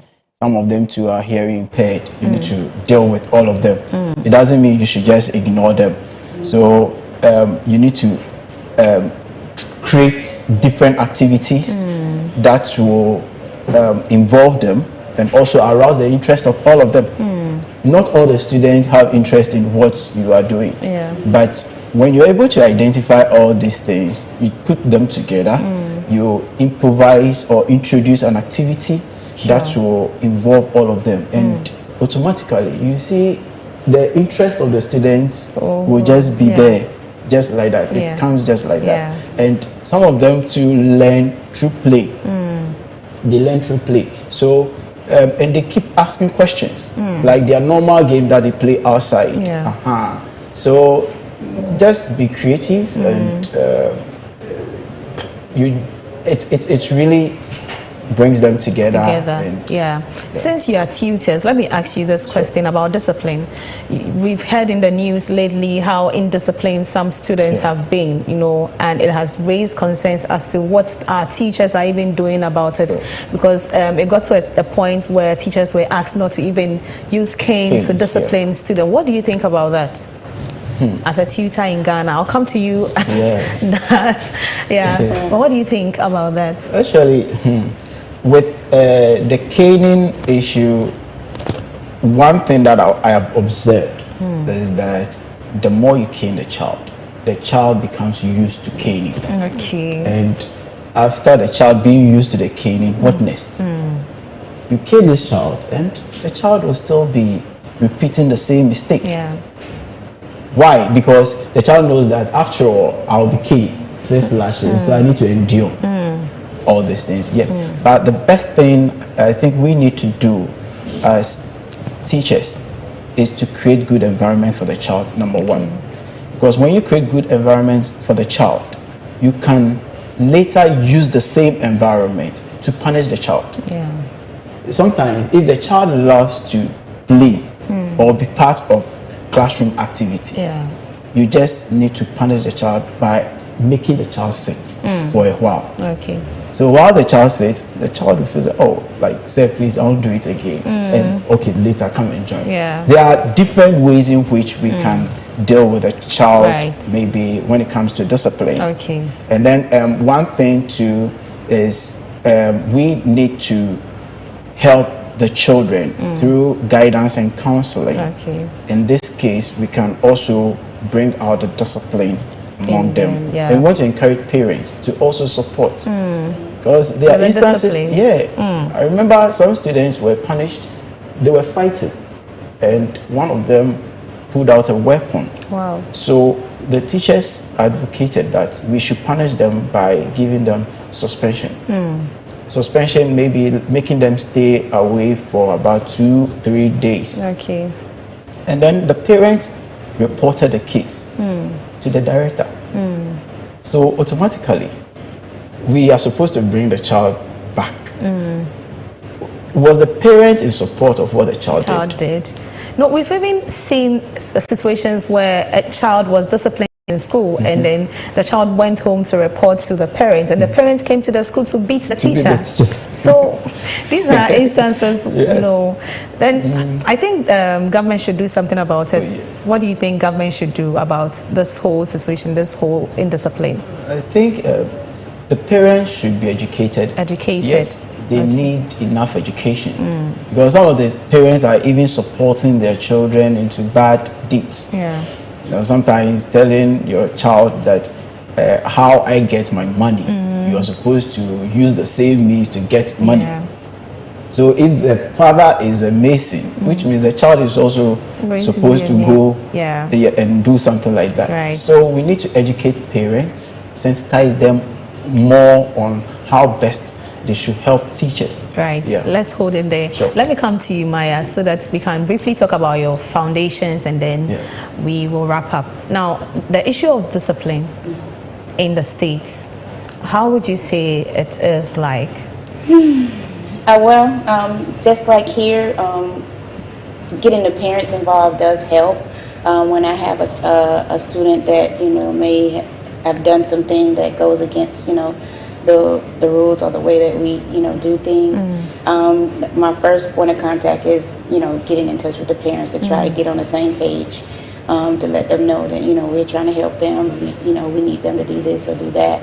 But we have similar situations where the students will go home and tell the parents a certain thing, and the parents will come and try to confront teachers and administrators and things of that nature. So definitely educating the parents is your first arm of defense to try to deter those information that those behaviors.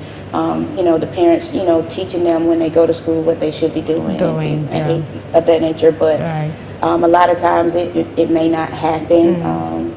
When it comes to like y'all were saying about caning, that's definitely something that we haven't done since.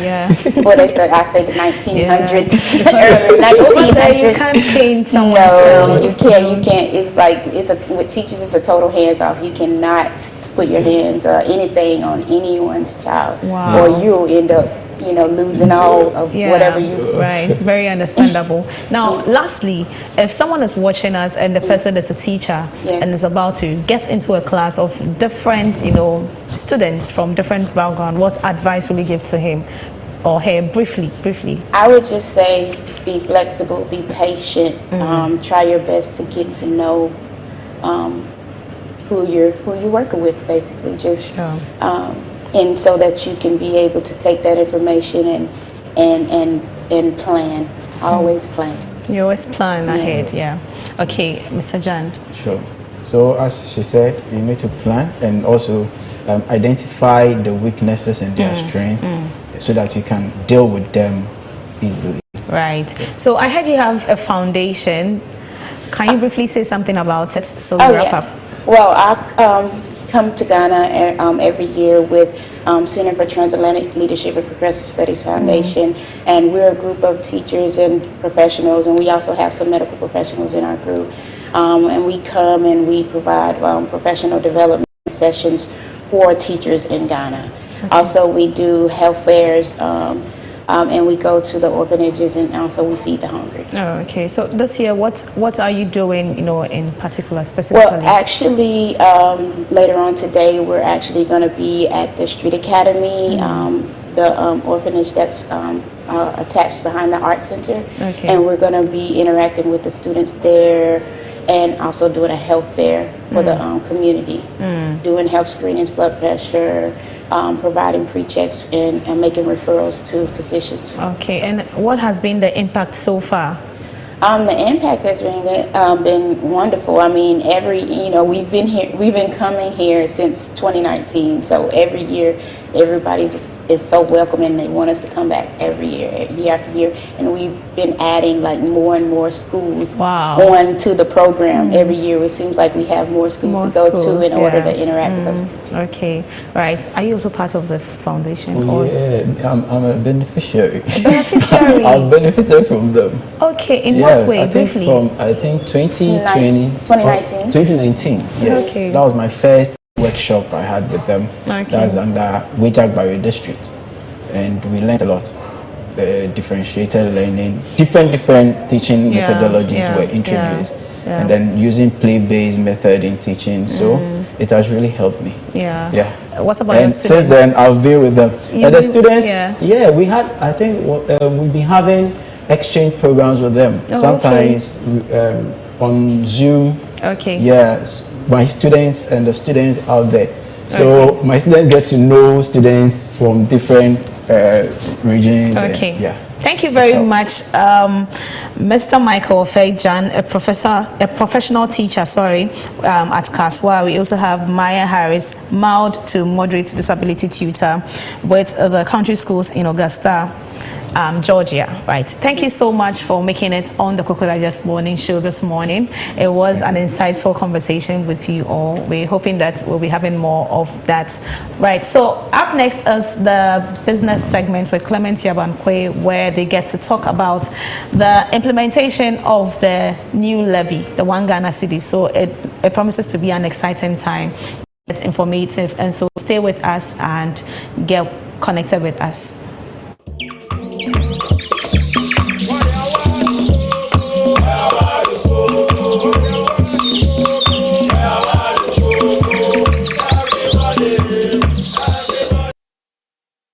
This is how we do. M-I-M-I.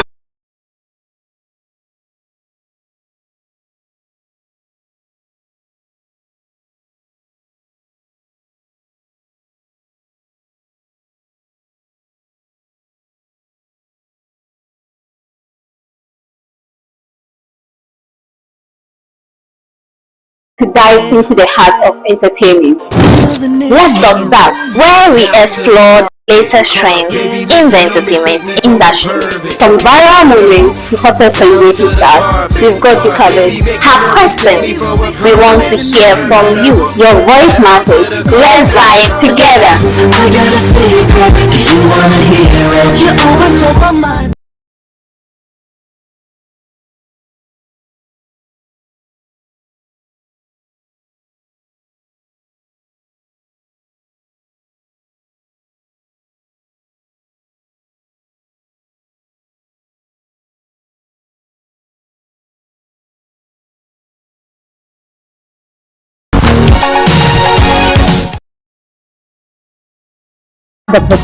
So get ready for an unforgettable music experience on our upcoming show, Happy Hour with the Clocksack Band. We are bringing you a night filled with electrifying tunes, good vibes, and a whole lot of fun. Whether it's singing along, dancing, or just soaking in the atmosphere, we have something for everyone. Expect surprise performances, exclusive behind-the-scenes stories, and a chance to connect with us like never before. Don't miss out. So tell a friend to tell a friend. And join us for Happy Hour. Get ready to rock with us. Happy Hour with the Clocksack Band. Say I don't wanna wait.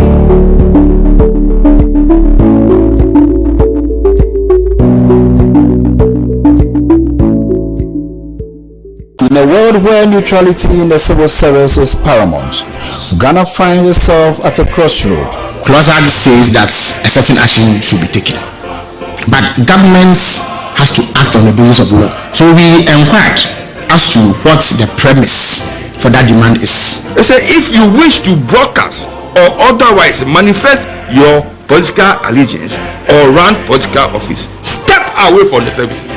This is Supreme Court talking. It's not Clocksack speaking or Isaac Wampado speaking. This is the Supreme Court. The Supreme Court judgment on the landmark case of Clocksack versus the Attorney General has set the stage for a profound transformation.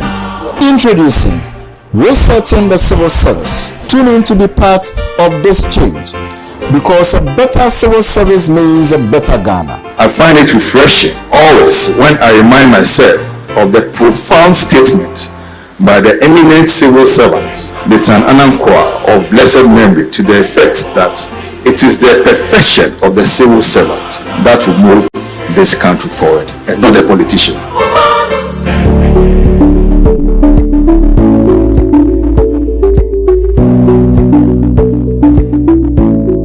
Are you a young person with a passion for public speaking? Do you want to make your voice heard and inspire others? Oh, worry no more. Your time is here. Join the YPS Challenge is a perfect opportunity for you to showcase your skills, build your confidence, and take your public speaking to the next level.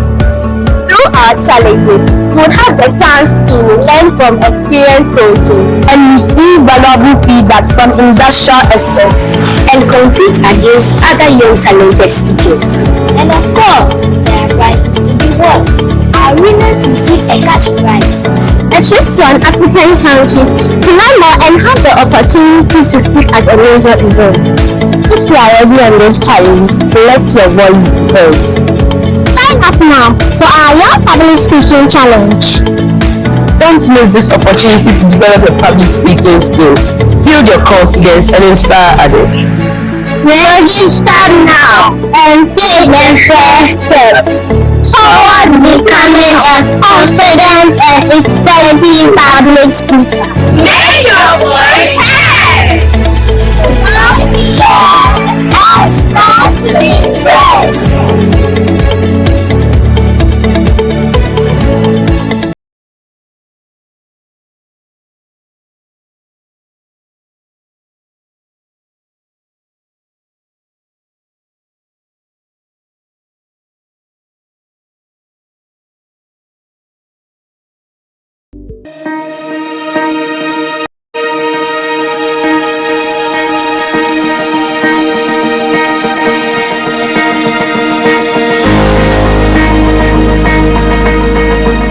Labor, they say, is the backbone for national development, playing a vital role in shaping economic growth, fostering social stability, and enhancing overall productivity. As the workforce undergoes continuous transformation, it is crucial to not only educate but also to actively engage all stakeholders in meaningful discussions on labor policies, workers' rights, and current labor trends. In responding to these pressing needs, Clock TV introduces Walatu Walasa, a dynamic and engaging program dedicated exclusively to exploring the multifold realms of labor issues. This innovative program aims to provide a robust platform for in-depth discussions surrounding employment relations, the rights of workers, the quest for industrial harmony, and evolving landscape of work. Walatu Walasa seeks to bring to bear the challenges and opportunities facing the labor force today, making a significant contribution to public discourse. My name is Ebron Akwe, your host of Walatu Walasa.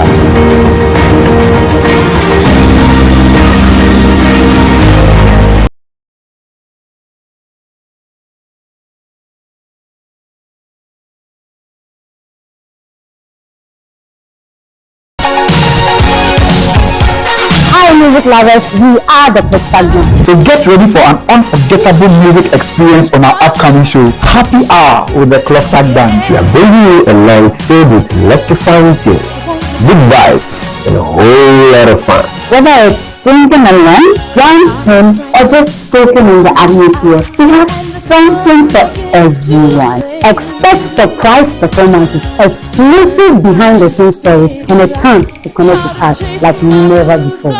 Don't miss out. So tell a friend to tell a friend. And join us for Happy Hour. Get ready to rock with us. Happy Hour with the Clocksack Band. Say, I don't wanna wait.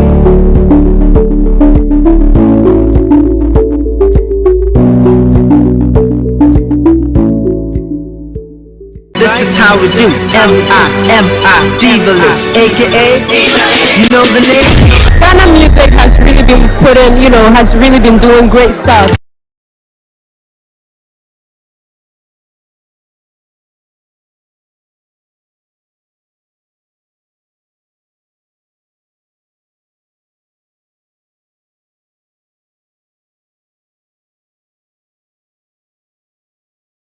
The latest trends in the entertainment industry.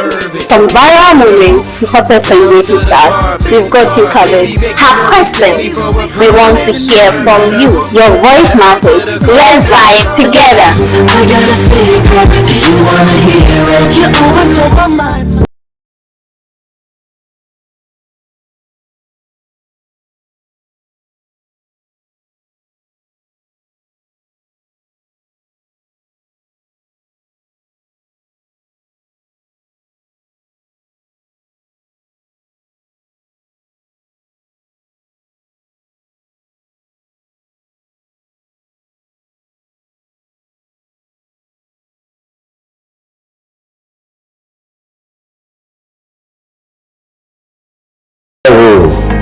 in shaping economic growth, fostering social stability, and enhancing overall productivity.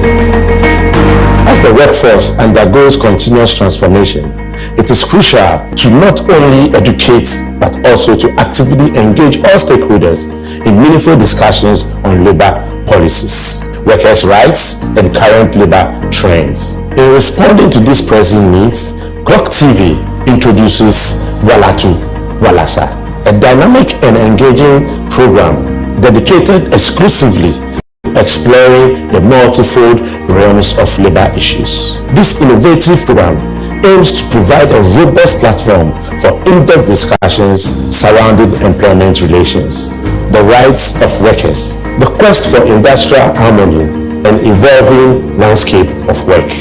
Walatu Walasa seeks to bring to bear the challenges and opportunities facing the labor force today, making a significant contribution to public discourse. My name is Edmond Akwe, your host of Walatu Walasa.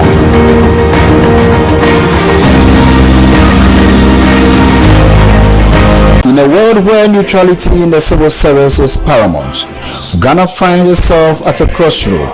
Clause Act says that a certain action should be taken, but government has to act on the basis of law. So we inquired as to what the premise for that demand is. They say if you wish to broadcast or otherwise manifest your political allegiance or run political office, step away from the services. This is Supreme Court talking. It's not.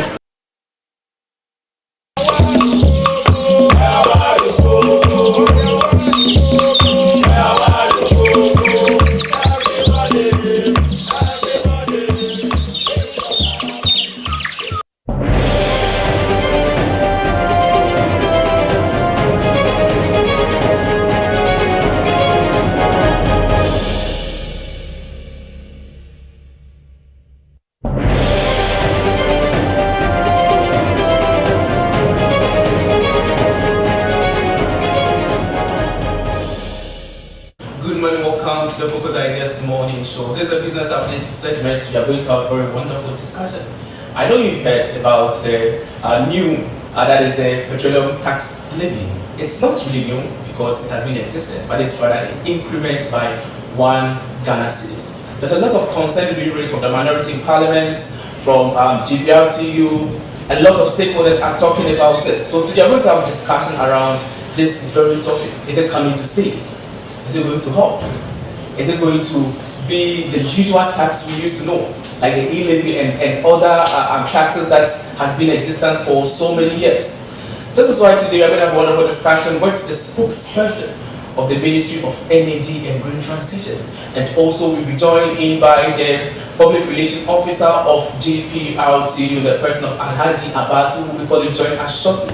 But I have with me here first the spokesperson for the Ministry of Energy and Green Transition, the person of Lawyer Richmond Roxton. Good morning and welcome. Good morning to you and thank you for having me.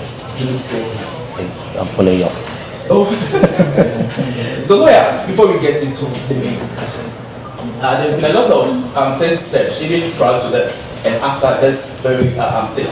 The finance minister spoke. We have the president also speaking at the point meeting the members of the economic committee when they're presenting their reports to him. We are going to have that video on the screen. Then after that, we'll speak to that very item. So, producer, let's get a video of the finance minister when he was addressing Parliament regarding this very.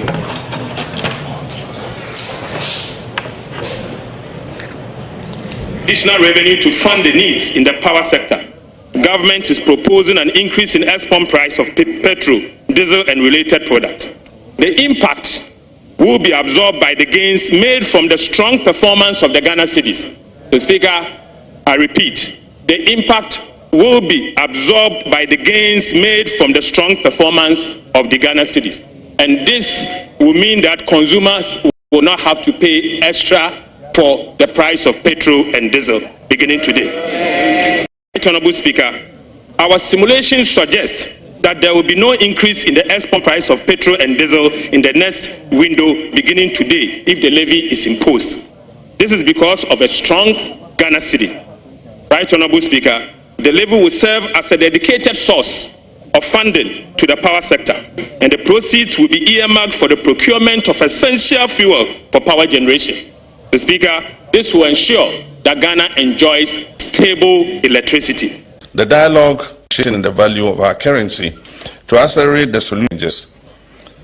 In line with the dialogue's recommendation to boldly tackle the crisis in the energy sector, Parliament yesterday approved an amendment to the Energy Sector Levies Act and the Certificate of Urgency, introducing a 1 CD, Ghana CD, increase in the energy sector recovery levy. This decision, though difficult, is necessary and justifiable. The additional revenue projected is 5.7 billion cedis annually. This revenue will be strictly ring-fenced to pay down legacy energy debt, finance ongoing fuel purchase, and avert the risk of recurring power shortages.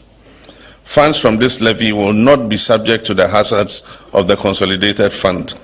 And the minister is here. I know when money falls into the consolidated fund, it faces certain hazards. It will not be subject to the hazards of the consolidated fund. In line with the dialogue's recommendation to boldly tackle the crisis in the energy sector, Parliament yesterday approved an amendment to the Energy Sector Levies Act and the Certificate of Urgency, introducing a 1 CD, Ghana CD, increase in the energy sector recovery levy. This decision, though difficult, is necessary and justifiable. The additional revenue projected is 5.7 billion cedis annually. This revenue will be strictly ring-fenced to pay down legacy energy debt, finance ongoing fuel purchase, and avert the risk of recurring power shortages. Funds from this levy will not be subject to the hazards of the consolidated fund. And the minister is here. I know when money falls into the consolidated fund, it faces certain hazards. It will not be subject to the hazards of the consolidated fund. The fund will be regularly audited and audit reports made public to ensure to boldly tackle the crisis in the energy sector. Parliament yesterday approved an amendment to the Energy Sector Levies Act and the Certificate of Urgency, introducing a 1 CD, Ghana CD, increase in the energy sector recovery levy. This decision, though difficult, is necessary and justifiable. The additional revenue projected is 5.7 billion cedis annually. This revenue will be strictly ring-fenced to pay down legacy energy debt, finance ongoing fuel purchase, and avert the risk of recurring power shortages. Funds from this levy will not be subject to the hazards of the consolidated fund. And the minister is here. I know when money falls into the consolidated fund, it faces certain hazards. It will not be subject to the hazards of the consolidated fund. The fund will be regularly audited and audit reports made public to ensure its transparent use. In line with the dialogue's recommendation to boldly tackle the crisis in the energy sector, Parliament yesterday approved an amendment to the Energy Sector Levies Act and the Certificate of Urgency, introducing a 1 CD, Ghana CD, increase in the energy sector recovery levy. This decision, though difficult, is necessary and justifiable. The additional revenue projected is 5.7 billion cedis annually. This revenue will be strictly ring-fenced to pay down legacy energy debt, finance ongoing fuel purchase, and avert the risk of recurring power shortages. Funds from this levy will not be subject to the hazards of the consolidated fund. And the minister is here. I know when money falls into the consolidated fund, it faces certain hazards. It will not be subject to the hazards of the consolidated fund. The fund will be regularly audited and audit report a solution to our energy sector challenges. In line with the dialogue's recommendation to boldly tackle the crisis in the energy sector, Parliament yesterday approved an amendment to the Energy Sector Levies Act and the Certificate of Urgency, introducing a 1 CD, Ghana CD, increase in the energy sector recovery levy. This decision, though difficult, is necessary and justifiable. The additional revenue projected is 5.7 billion cedis annually. This revenue will be strictly ring-fenced to pay down legacy energy debt, finance ongoing fuel purchase, and avert the risk of recurring power shortages. Funds from this levy will not be subject to the hazards of the consolidated fund. And the minister is here. I know when money falls into the consolidated fund, it faces certain hazards. It will not be subject to the hazards of the consolidated fund. The fund will be regularly audited in line with the dialogue's recommendation to boldly tackle the crisis in the energy sector. Parliament yesterday approved an amendment to the Energy Sector Levies Act and the Certificate of Urgency, introducing a 1 CD, Ghana CD, increase in the energy sector recovery levy. This decision, though difficult, is necessary and justifiable.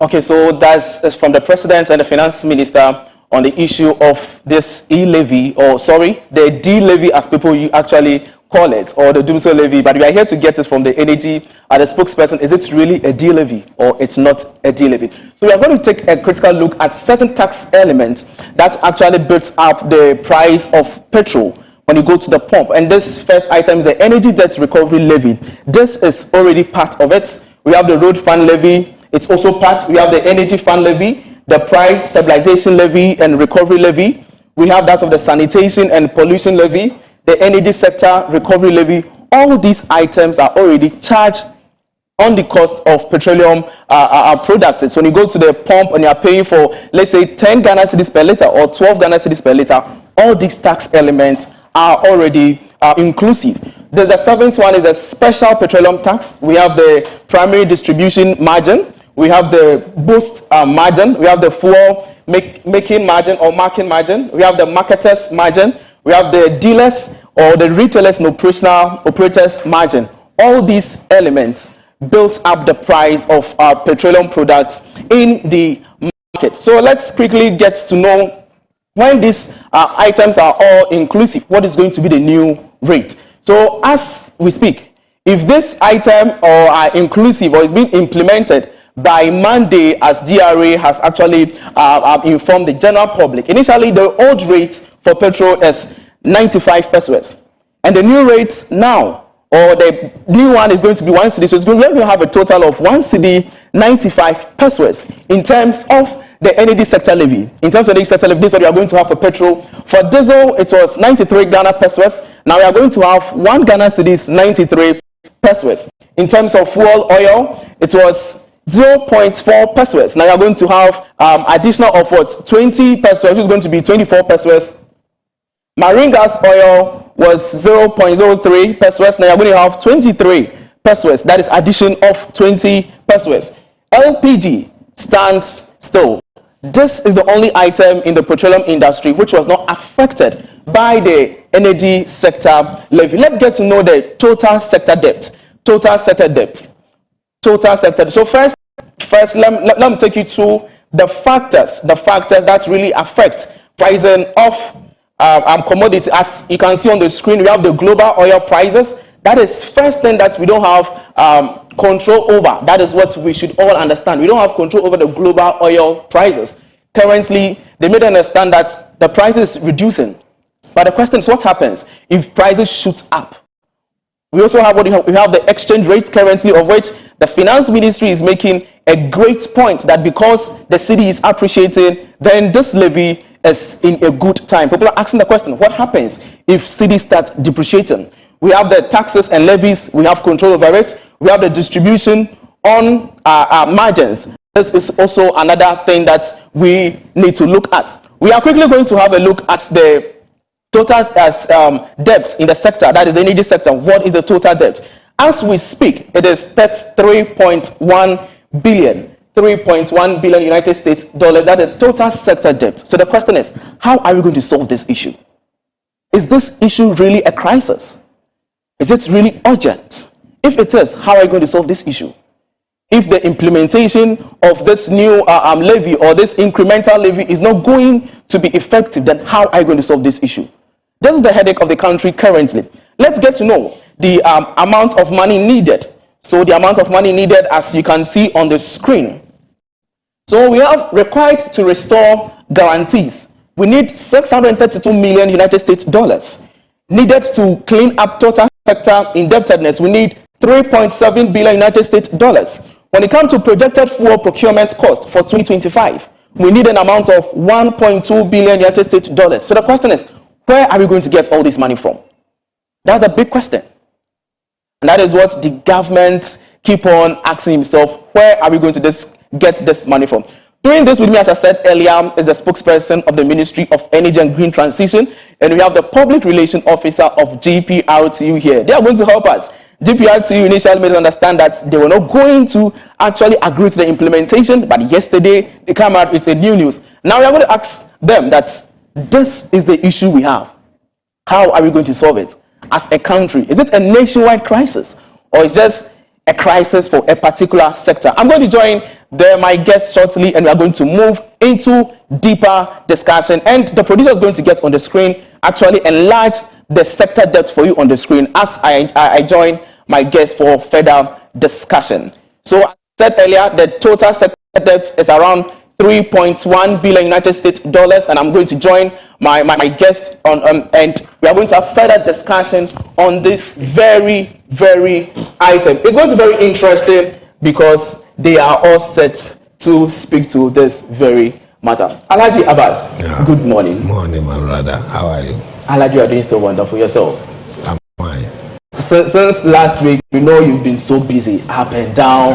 When the announcement came, and we realized what GPRT was saying initially. They said they would not accept this. It's really hit us. It really hit us. But for the sake of our country, we have never boiled up to the extent that the water will quench the fire. Okay, so Alhaji, before we get to you, let's get to Mr. Roxanne. Yeah. What is all about this energy sector levy? What is all about it? Ghanaians want to know. Good morning to you once again, and good morning to your cherished viewers. The energy sector is seriously challenged. Okay. This government inherited a very difficult energy sector, especially the power sector. And even for the power sector, for the petroleum sector, but for the intervention and the policies that His Excellency the President put in place in 2015, perhaps would have been there as well. Because you would recall that in 2015, that's before 2015, there were a lot of challenges when it comes to petroleum prices. What was happening was that we didn't have full cost recovery. Basically what it means is that at every time there were debts that was hanging due to a number of factors. As a country, we started from a regulated market. Regulated market means that it was a government that was importing fuel, and at the same time the government would set fuel prices. And at the time was heavily subsidized. So there were under recoveries because Ghanaians were not paying fair price, and then number two, because government was subsidizing, was taking responsibility for the foreign exchange. Okay. So what government decided to do was to implement full cost recovery.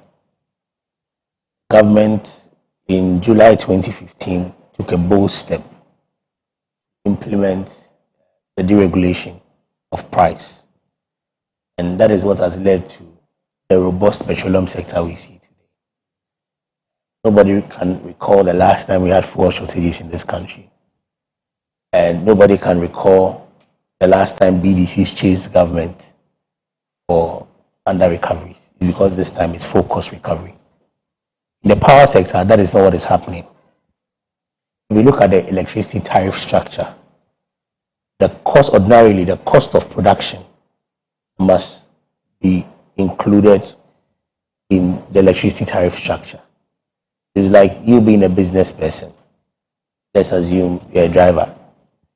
Before you determine your fare, you look at the fuel you purchase, the tires you're buying, the maintenance you're buying, you're doing, the parts you're buying, and then it goes into feed into how much you charge as a fare to ensure that you're not making losses, or at least you're breaking even. In the electricity sector, that is not the case. As of now, when you look at our generation mix, That means how we produce power. You have hydro doing about 30%. You have thermal doing about 68-69%, and other sources will do 1%. For the thermal plant, at all times, you need fuels to power the thermal plant. It's like your vehicle. You always, no matter how beautiful your vehicle is, it will not move unless you have the required fuels to power the vehicle to move. But in the tariffs, you have the liquid fuels not included in the tariffs. And also you have what we call reserve margins not included. The reserve margins are what we call, or what over the years you would hear the previous administration say, excess capacity. Okay. Because in the power sector, you cannot have your demand and supply at equilibrium. At all times, your production capacity or your generation capacity must be more than what you need.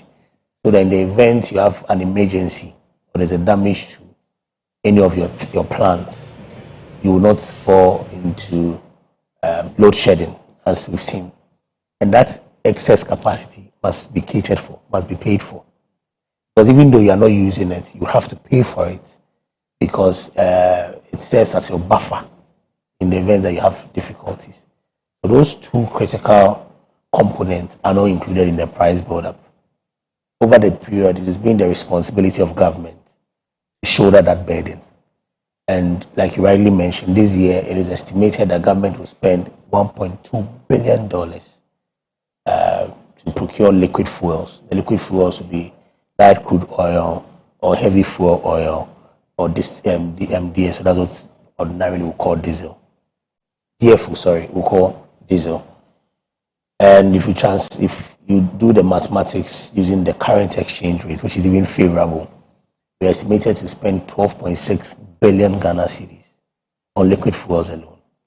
It doesn't include the reserve margin, as I mentioned. Okay. So if you look at it from that perspective, since government has been shouldering the responsibility,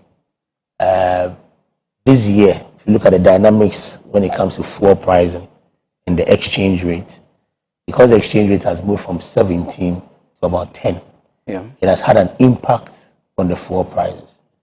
Fuel prices, depending on where you are purchasing from, has moved from an average of 16 or 17 to what we are currently witnessing. Some do 11, some are doing 10.99, some are doing 12. So depending on where you are purchasing your fuel from, there's a windfall of about 5 Ghana cedis, or 6 Ghana cedis, depending on where you are from, where you buy it. Okay, Government is saying, I would like you to hold on there. Yeah. The reason why this energy sector levy was actually introduced or implemented in 2015 was to solve this crisis that we have. We have a section of this act that talks about the energy sector debt account. So it is there to help us service the debt that we have as a country. So does it mean that it was not managed well? Because if that levy was, or that kind of act was brought to bear to help solve this kind of crisis we have, and now we still have a debt build up over $3.1 billion United States dollars. People are asking the question, then why was this introduced in 2015? I want you to respond to that then before I come to Alhaji Abbas. That's a fair question, and there are two separate issues. Okay. And I note that a lot of people are finding it difficult to understand. You're right. In 2015, the ESLA, Energy Sector Levies Act 2015, was introduced to tackle the debt in the sector and to also have the required investment in the sector. This particular levy, the amendments that we are seeing in 2025, is primarily to deal with the fuel issues that are not included in the tariff structure. So if you look carefully, the original energy sector levy, which has been consolidated now, which was done in March 2025, to have the energy sector shortfalls and debt restructuring, which was originally 95 pesos, is what primarily has to deal with the debt. Okay. The new addition of the 1 CD has to deal with the fuels that we don't have, the liquid fuels that we have to procure. So yes, you see it as 1 CD, 95 pesos. 95 pesos is going into servicing of debt in investments in the sector. The 1 cedi primarily is going into purchasing fuels, liquid fuels, which over the period government has had the responsibility to buy. Okay, thank you very much. Alhaji, we've heard of energy sector recovery levy. I know you want to talk about it. It has been in existence since 2015. And I know you even want to ask the question, why now the increment of 1 Ghana cedis on it? How did GPR to you? I haven't even asked my question. Have you even asked your question? Why haven't they used that? The 95 pesos. Yes. The debt. Because we've been talking about that. They brought up about 12 taxes and levies. The recovery levy is also inclusive. Yes. And why such a huge debt? Well, that's a very good question. Unfortunately, in 2015, when the current administration, which was His Excellency's first term, passed the Energy Sector Act in December 2015, the monies were supposed to be channeled into dealing with the debt at the time. Before the act was passed, the debt was around $2 billion. And if you look at the accounts published by ESLA in 2016, that's published in 2017 for 2016, the monies accrued were channeled into it for its judicious use. Okay. So you're expecting that to go into payment of under recoveries for BDCs. You're expecting that part will go into debt owed to SOEs, that's state-owned institutions, and the IPPs as well. Unfortunately for us, the previous administration had a different view on how to manage the debt. ESLA was used as a collateral to raise funds. Okay. Bonds were issued, and the funds were not channeled into settling the energy sector debt. Okay. So over the period, instead of you have a dedicated fund that should go into it to make sure that you have reducing balance, we've rather seen an increase in the debt because of how the funds were used. Okay. So that is why we are where we are today. Where we are. So is this a result of inefficiency in those managing the fund? Could it be? Yes, I'll call that inefficiencies, missteps. I don't want to use. Basically, that's how I'll call it. Yes.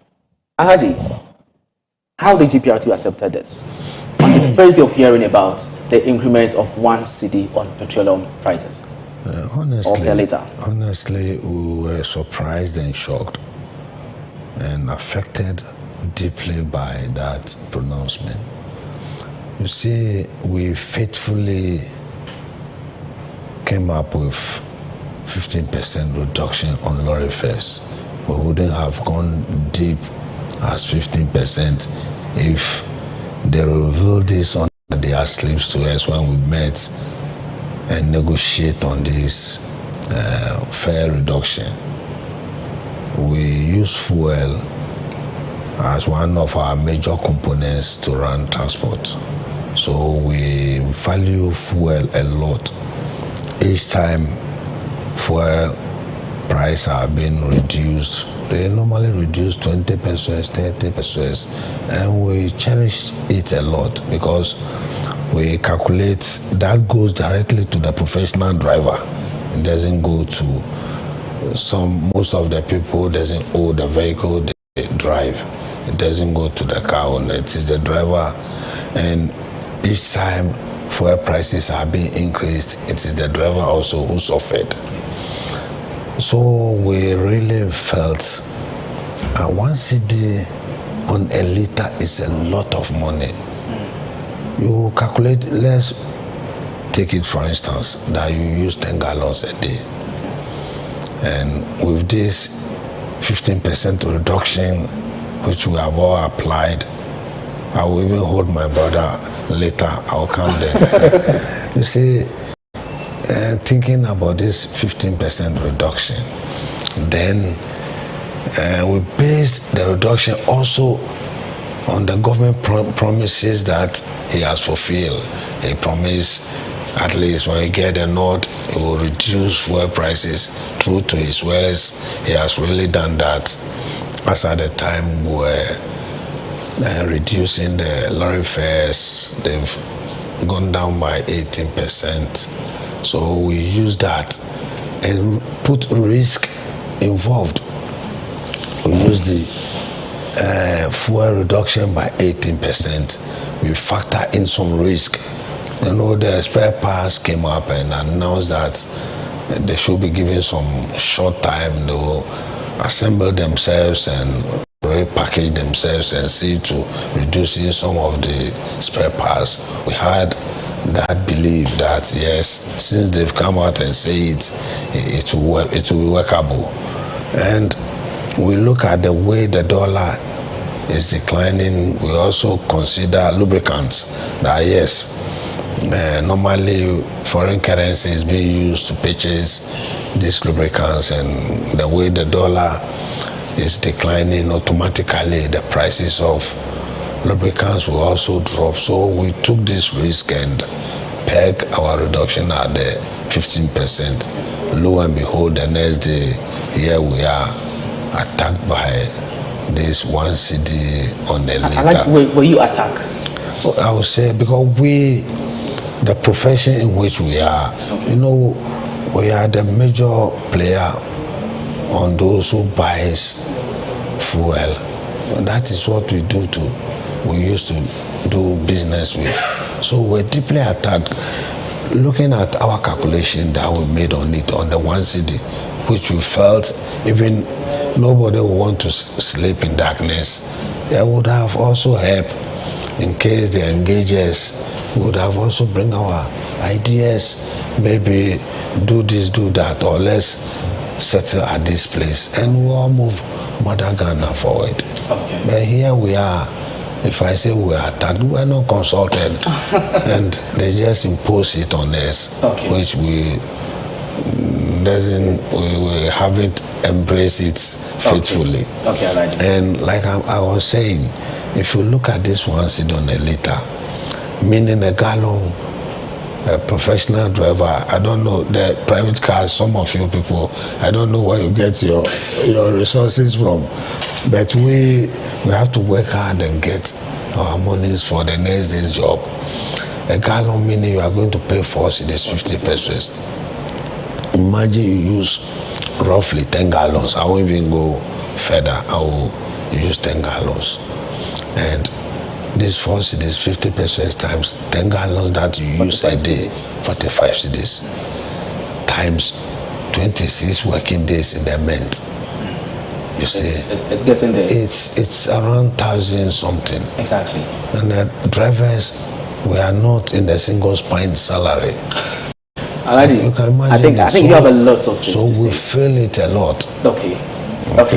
Hold it there. I think I'll get back to looking at Alhaji Samuel. You made mention of at least if you would have considered charging it per gallon. I think I've heard a lot of concern being raised that why not 1 Ghana cedis on a gallon? Even people are coming out, why not 50 pesos per liter?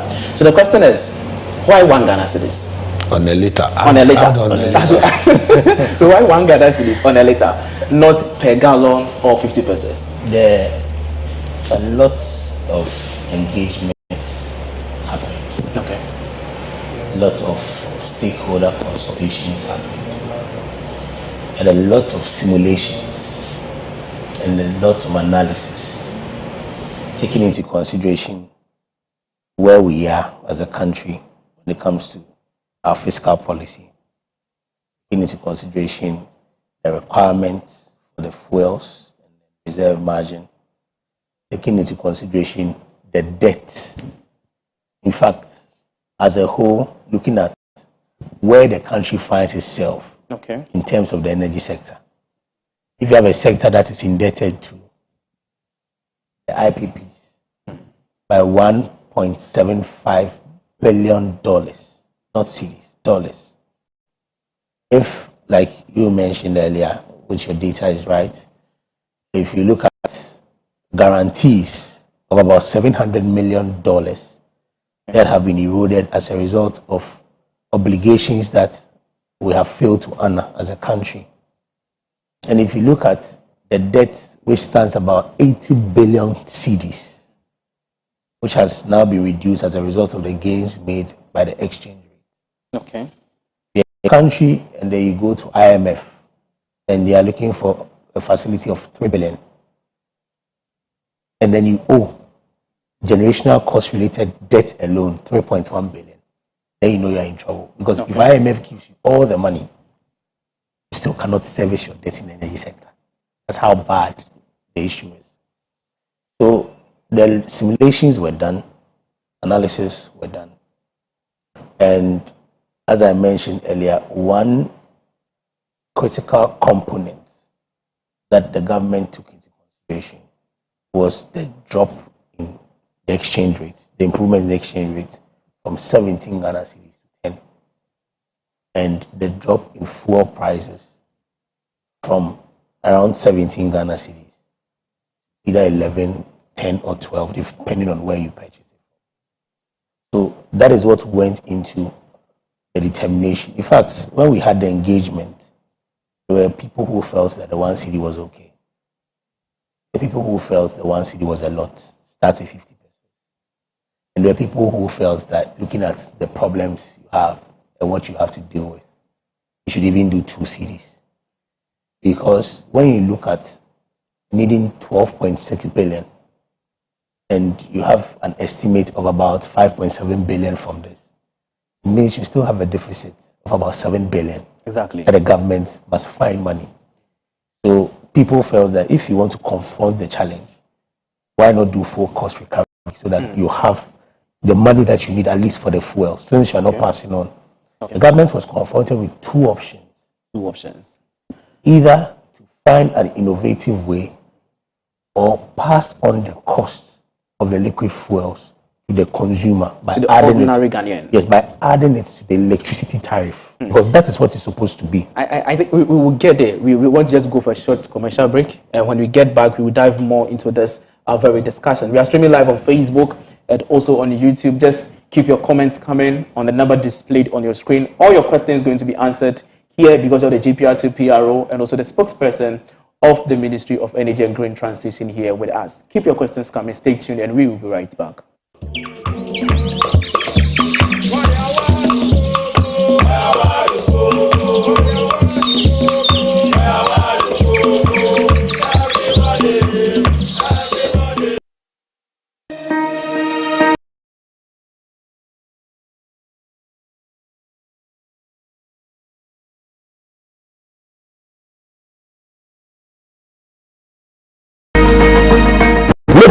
They say is the backbone for national development, playing a vital role in shaping economic growth, fostering social stability, and enhancing overall productivity. As the workforce undergoes continuous transformation, it is crucial to not only educate but also to actively engage all stakeholders in meaningful discussions on labor policies, workers' rights, and current labor trends. In responding to these pressing needs, Clock TV introduces Walatu Walasa, a dynamic and engaging program dedicated exclusively to exploring the multifold realms of labor issues. This innovative program aims to provide a robust platform for in-depth discussions surrounding employment relations, the rights of workers, the quest for industrial harmony, and evolving landscape of work. Walatu Walasa seeks to bring to bear the challenges and opportunities facing the labor force today, making a significant contribution to public discourse. My name is Edmond Akwe, your host of Walatu Walasa.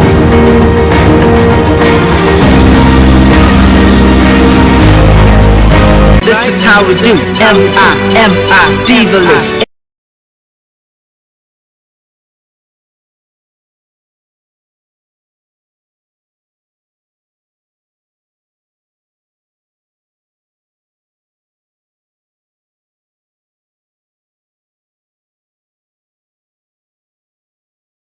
ready to dive into the heart of entertainment. Let's Talk Start, where we explore the latest trends in the entertainment industry. From viral movies to hottest celebrity stars, we've got you covered. Have questions? We want to hear from you. Your voice matters. Let's vibe together. I got a secret, you wanna hear it? You're always on my mind.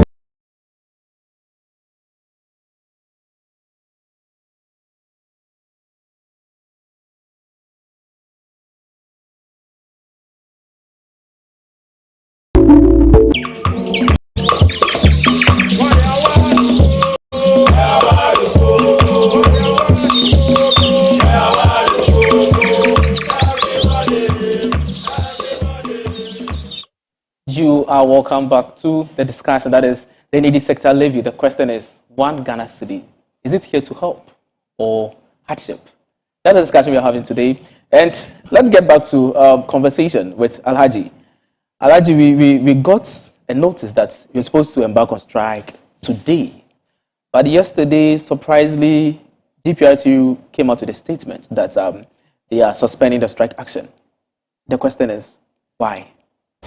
Yes, thank you very much. You know, I earlier on told you we were really hit by the 1 cedi on a liter. Okay. We gave up to today that government should withdraw it.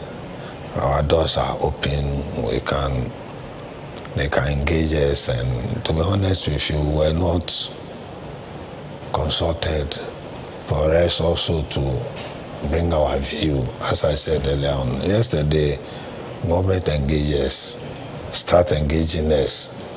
So we immediately came out and withdraw or suspend our sit-down strike pending further engagement with government. That's exactly what we are looking for. We wouldn't want a situation whereby things are being imposed on us, and we are really hit with the 1 cedi as it has been announced, because looking at the 15% reduction where we stood and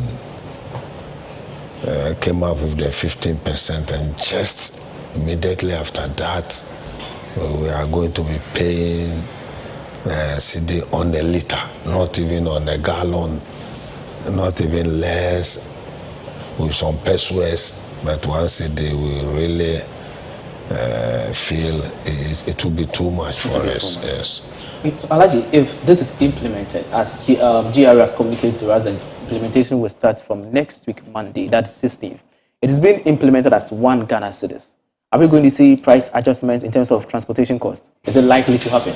Well, our weapons that we have, that on the war field, when West come to West, we had wanted to use our chemical weapon today. But with the consultation or engagement, we have put our chemical weapon down. Okay. Definitely, you should know we are in business, and we are not in business to run at a loss. We are in a business to run and make sure we make some gains. So, see, I strongly believe that those authorities that we are meeting with, they will have good ears and listen to us. Okay. I strongly believe. Okay. Alhaji, what is GPRT proposing? Is there a reduction in 1 Ghana cedi? No, it depends. See, when you are dealing with somebody and the person call you, come here, and the same person, oh, please kindly come. They are not the same. Okay. It depends upon the engagement, what we go into it. Yes, we wouldn't want to sleep in darkness, but at least it should be, excuse my language, it should be reasonable enough that everybody can afford without much complaints, and at least let's finish with the engagement and see what will come out. Because after all, we have only 1 Ghana, but that doesn't mean some people should take single spine salary and others should take had low currency as their salary. No, I don't think we should live that way. We should at least smile at the end of the event. Okay. Everybody should smile. Okay. At the end of the event. Thank you very much. Sir Rich, in your submission earlier, you made mention that the major thing that the government looked at for is because the cedi has appreciated and the price of petroleum in the world market is actually coming down. That's even from our analysis, we realize these two components are the things we actually look at for. The question is, what happens if the cedi starts to depreciate and fuel prices in the world market starts to shoot up? Are we going to see this levy still there? Will it be able to fulfill its purpose, or there is an alternative? Before I get to your question, let me respond to a few things that Alaji said. As I mentioned, the government was confronted with two options. It was either to pass on the costs to the consumer, which would mean the electricity price will go up by 68%, or we find an innovative way to raise the needed funding for the power sector, particularly for liquid fuels. If you look at the point Alaji made about the introduction of one cedi and its impact, that is true. And that is why the government is saying that it's asking for their support. Because if you look at where we were in January and where we are today, there's been significant gains made. Yesterday, in a discussion with one of the consumers, he told me that he used to purchase fuel, 70 liters fuel, for about 1,300. Okay. That's in January. With the current prices, the same vehicle, he purchases the same fuel for 850 cedis. Okay. And this is basic mathematics. You can all take a calculator to do that. So within the period, there's been gains of about 450 Ghana cedis. Yeah. For the person who is purchasing 70 liters with the 1 cedi, it means that there will be an additional cost of 70 Ghana cedis, which will now take the fuel price from 850 to 920 Ghana cedis. This person is still making a savings of 380. Okay. Which is extremely significant. Yesterday, another person said he went to the station, he used to purchase fuel for 900 cedis. Give them 600 that they should just he's purchasing fuel. By the time they got to 400, the tank was full. He couldn't believe it. He had to get down to push the vehicle to be sure. The point I'm making is that even with the introduction of the taxes, there's been significant gains made. And those significant gains will go to the drivers, the consumers, you and I that purchase fuel. So yes, it has come to affect originally how much the drivers would have made, but it's still a significant gain. When you do the netting, you realize that there's a net gain, that 1 cedi will not push you and I into serious crisis. So that you see what the Minister of Finance said, that is not going to affect consumers in any way. I will come there. That 1 cedi will be a sacrifice for you and I to make to ensure that we have a robust power sector. Because if we enjoy the 5 cedi, 6 cedi, and we don't make these contributions, these sacrifices, and tomorrow the government cannot procure fuel, the government will have to shed load. So do we want 68% increase in electricity tariffs? Do we want the 1 cedi to support government, or we want a non-payment of both so that we end up in load shedding? And that is the question that as Ghanaians we must all answer.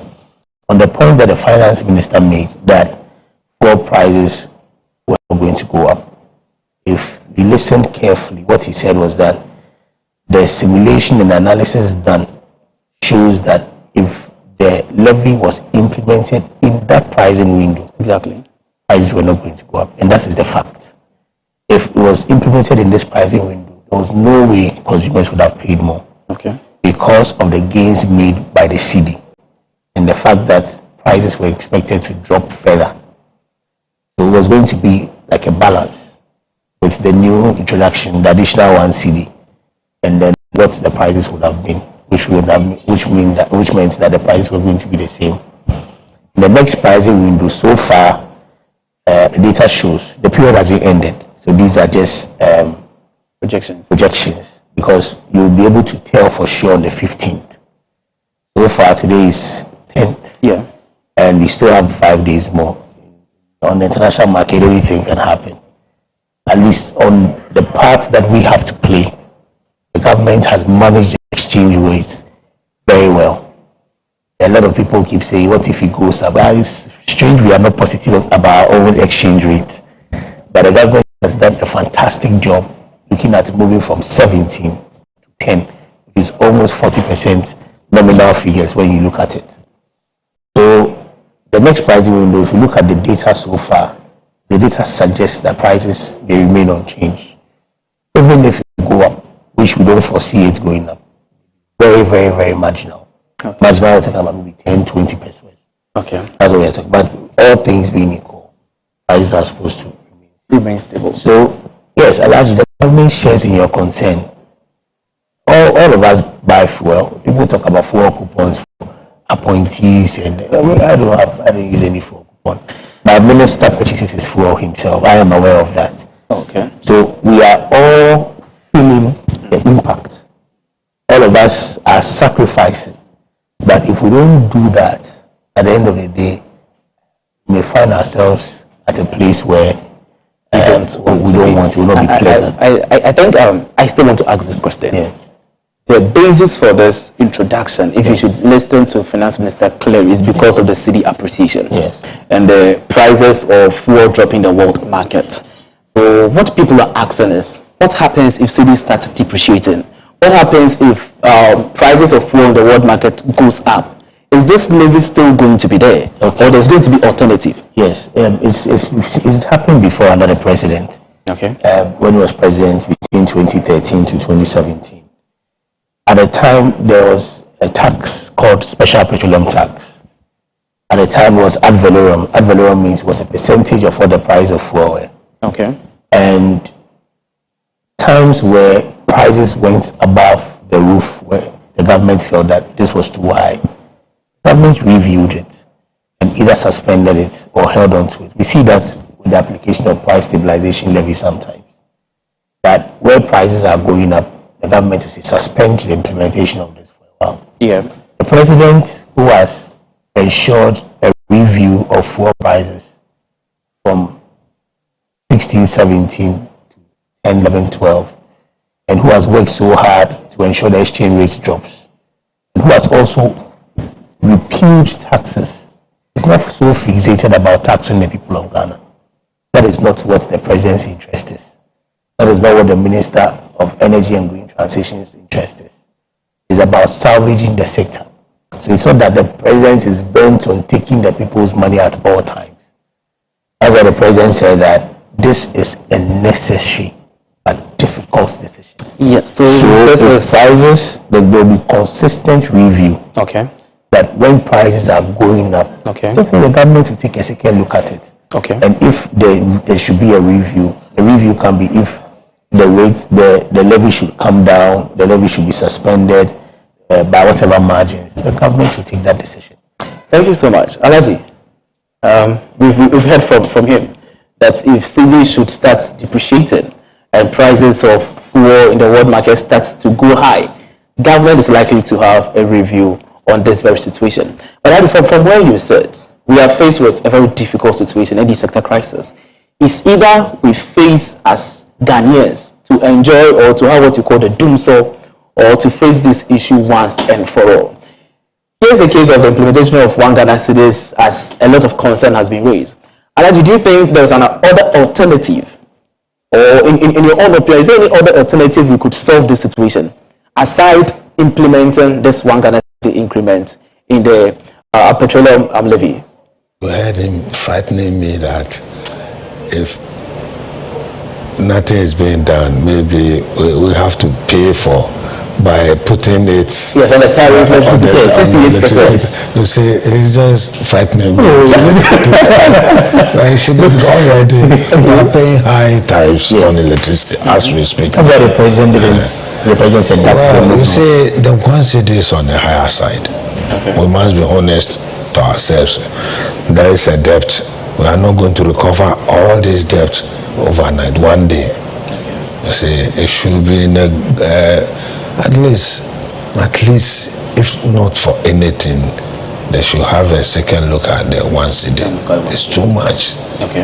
Coming from a professional viewpoint of a driver, that is a lot of money. That is a lot of money. Yes. Okay. One city on the liter is a lot of money.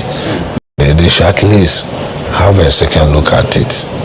Okay. Please. Thank you. I have some few comments. This is from Dennis from Koforidia. He said, instead of burying the ordinary Ghanaian further through taxes, it is not prudent to rather prune the conditions of service of political class that makes them proud or arrogant. So this is from Dennis, and he said, God bless you to Alhaji. And we also have this from Kwame. Kwame says that it should be taken into consideration again, and I believe that is why the implementation has been extended to 16th of June, so that government is able to consult all stakeholders involved. We know the Chamber of oil marketing companies also is playing a key role in this very process, and yesterday they came out with a statement. I just wanted to read this part of the statement. They said, following our consultation and collaboration efforts, we are pleased to announce our alignment and satisfaction with the revised implementation dates for the new energy sector shortfall and debt repayment levy. The new effective date is now confirmed as Monday. So they are also saying they really align. So they are just going through the process to know that, as Alaji said, the right consultation is done, then the people of Ghana would embrace this when it comes to stay. Just a quick comment on COMAC. You will notice that initially COMAC's position was that they weren't comfortable with the one CD. Yeah. And now there's a revised position that the payments will be made. They don't have a problem with it, but they were just looking at the implementation phase, and that they needed some time to recalibrate and also help their members raise the needed funds or the finance to be able to take care of it. That's what we've seen in most of the cases, that once people appreciate the issues, the position changes. The position changes. Well, you just heard Alaji say that I was scaring him. Because when you are confronted with paying 68% more, for example, if you spend 1,000 cedis on each month on electricity, if this is transferred to the consumer will now pay 1,680 cedis. I don't know who will be happy with the 68% increase. So the stakeholder engagements are very key, and that's why we are here also speaking to your platform to ensure that all issues are addressed, and that, like the president said, the books will always be open to the people of Ghana. And that once you see the books yourself, for example, if you're a child and you're going to ask your parents, you go to your father and you say, you want chocolate. If he doesn't give you the chocolate, he may think he's wicked. If he opens his bank account balance and he shows it to you, perhaps you, the child, may even take your money and give it to your father. And buy the chocolate for your father. That's what we are happening. Now, the consultations will happen to ensure that all concerns are addressed. Okay. This is a necessary decision. It's a necessary decision. It's a difficult one, but it must be done. A bitter pill to swallow. Absolutely. Okay, we've made from a lot of information. We've got to understand that we need about 3.7 billion to service this kind of debt that stands currently in the energy sector. And per this projection shows that annually we are going to get about 5.7 billion Ghana cedis. In doing the calculation, converting 3.7 billion United States dollars per current exchange rate will stand around 10 Ghana cedis, 6 pesos. We are looking around an amount of 37 billion Ghana cedis to service this energy sector debt. Annually, we are going to get 5.7. When you do the calculation, roughly we need about 6 years. I don't know if that's right. We need roughly That is an assumption that you're using all the monies to pay debt. Exactly. That's the assumption. Yeah, that assumption is erroneous. It's erroneous. Because like I mentioned, the primary focus of the introduction of this one CD is to procure liquid fuels. Not to service the debt. Procure liquid fuel. You know, I get a confusion because it is an existing act that has been amended. So in the discussions by the president and also the finance minister, you hear them say the amendment is to ensure that you take care of the energy sector shortfalls, procure liquid fuels, and then deal with the debt that exists. Because now that one CD 95 express goes to deal with all the issues. But the new one CD, that one CD is for liquid fuels. There are a number of reforms that the government is undertaking. For example, the $1.2 billion that is required, that is for liquid fuels. Exactly. If we use natural gas, it's almost half the cost as liquid fuels. So the government is ensuring, has put in place measures to ensure that we procure more natural gas instead of the liquid fuel, so that the cost of the fuels will reduce drastically. From July, you have ENI increasing gas supply by 30 mm scarf. You also have tallow in the next few months. Also, it's projected that they are going to give 30 mm scarf. You also have, the president has authorized engagement with Nigeria to be able to get more gas. Once we also have that, and then the long term, the government has set up an implementation committee to set up the GPP2, that's a gas processing plant 2, to ensure that we have more gas. Once we have more gas, this projection of 1.2 billion definitely will reduce drastically. And the balance of the levies at the time will go into support clearing of the debt.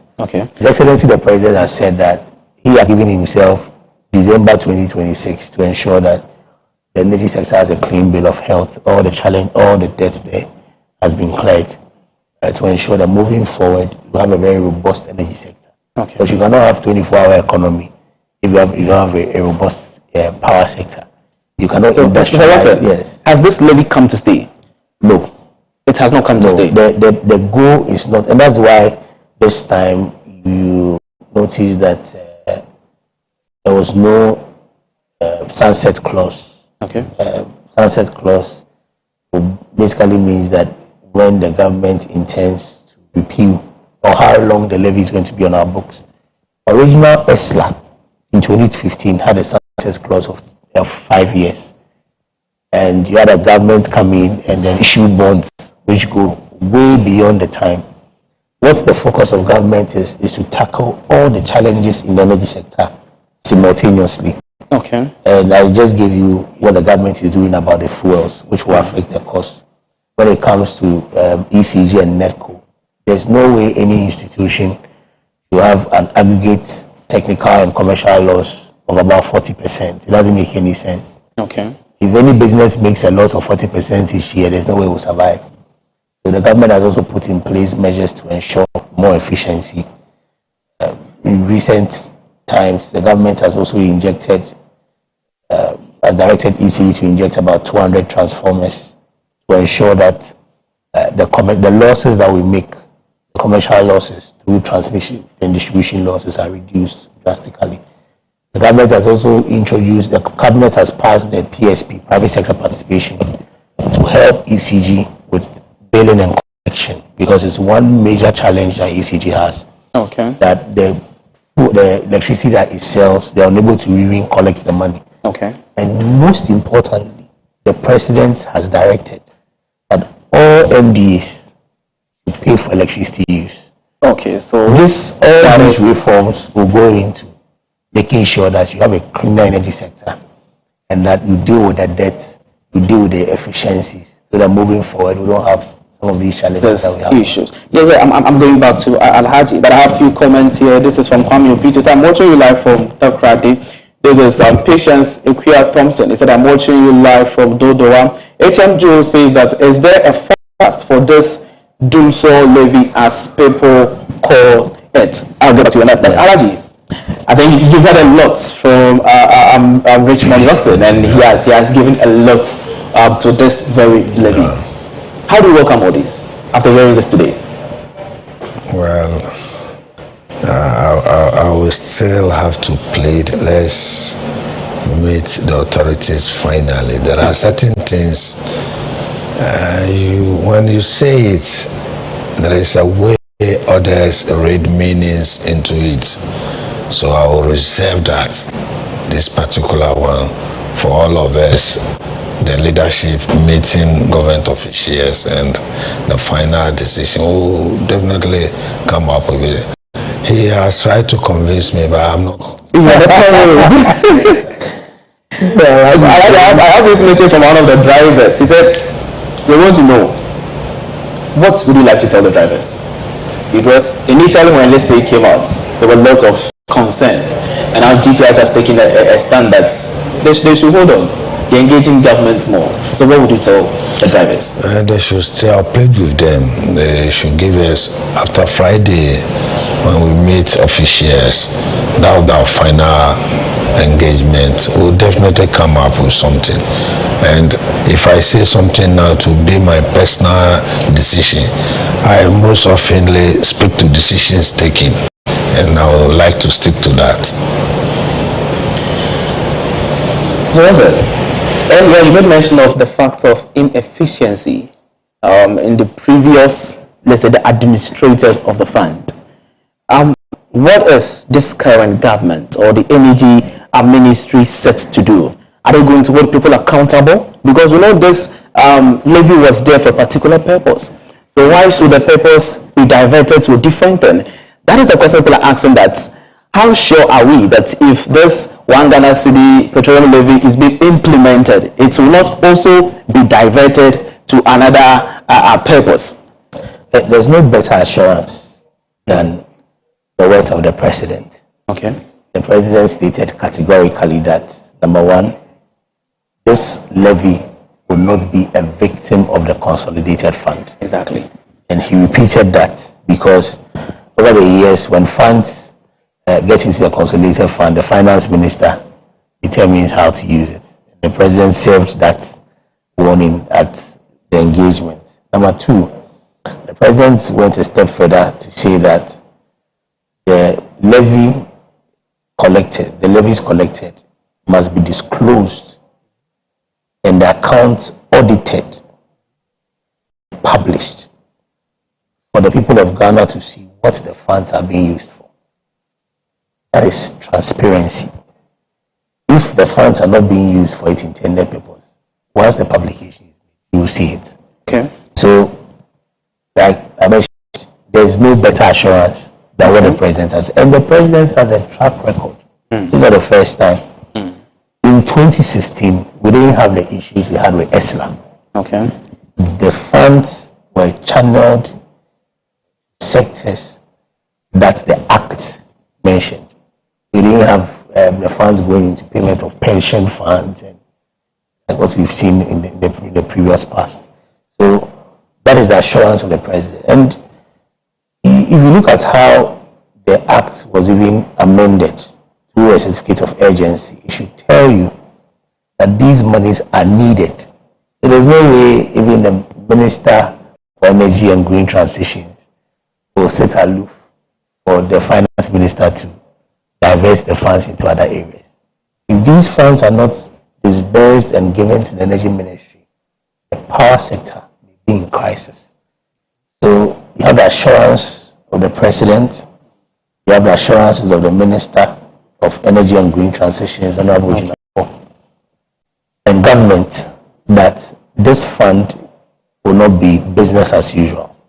It will be used for its intended purpose to ensure that the sector has a clean bill of health. The president's objective is that Ghanaians must always enjoy reliable supply of electricity at affordable price. Okay. At all material times. Okay. That is the president's objective. And that is what my minister is implementing. Okay. Thank you so much. Alaji, your last word before we end this show. But I would like you to speak not in the capacity as a PRO of GPRTU, but in your own opinion. You want to give one advice to government on this very issue of energy sector debts we have, energy sector crisis. What would you want the government to do? Okay. Is the fare reduction. You see, we came and met the system in such a way that we are being given the leeway to negotiate with government whenever we want to increase fare or decrease fare. And when we do with the transport ministry, we come up with a communique or a press release, it becomes law. We did this and we came out and announced that yes, our feasibility shown of our drivers have not heeded to. They are not going by the reduction. We were thinking somebody in authority or all regional commanders to make sure that that law works. Nobody cares. That has gone beyond our control. So he is listening, he's representing government here. Those above him in authority are also listening. If care is not taken tomorrow, the worst scenario will happen, because those in authority, instead of making sure we play at a level ground, they've allowed some people to cheat others. That is cheating. Somebody who has reduced his income and you have decided not to reduce your income to par with your fellow brother, and you are being left off the hook. Tomorrow, maybe it might not be reduction, it might be upward adjustment, and things which will come up. Nobody should blame any transport operator for that. Nobody should blame GPRTU for that. That is my first. The first one, okay. And the second one, I played with government to have a good ears and listen to us. We are still engaging, but the one city is on the higher side. We are pleading. Okay. Thank you very much. Thank you. Just a quick one. Yes, it's unfortunate that have some drivers engage in the acts that Alaji just mentioned. It's always, we have to be fair to each other as citizens of the country. Where there are justifications for your prices to go up, we all support. I mean, we've seen fuel price go as high as 23 Ghana cedis for diesel and 17 for petrol. It was justified for the drivers to increase. But you've seen reduction from that level all the way down to 17, all the way down to 10. And then you have all other factors being favorable. It's unfair. Today you are a driver, but tomorrow you may be a passenger. But even as a driver, like Alaji mentioned, it's possible your vehicle may be damaged and then you have to use join someone's vehicle. Or you may not be the owner. When you close, you park somewhere and still join. So let's be fair to each other. The factors that led to the calls for reduction are even better than before. At the time when the 15% calls were made, action rate was around 12 or 13. The registration is at 10. For 8 consecutive pricing windows, 4 prices have come down.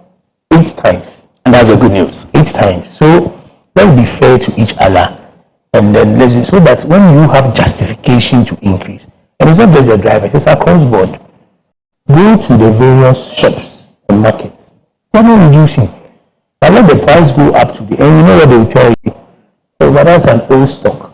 But when the price goes up, the same old stock is increased, and they will tell you that if I don't increase, I can't procure. Exactly. But they have the foreign companies, and these are the challenges. I don't want to mention any names. Exactly. But the foreign companies have dropped prices. So let's help each other. And finally, we ask for the support of the people of Ghana.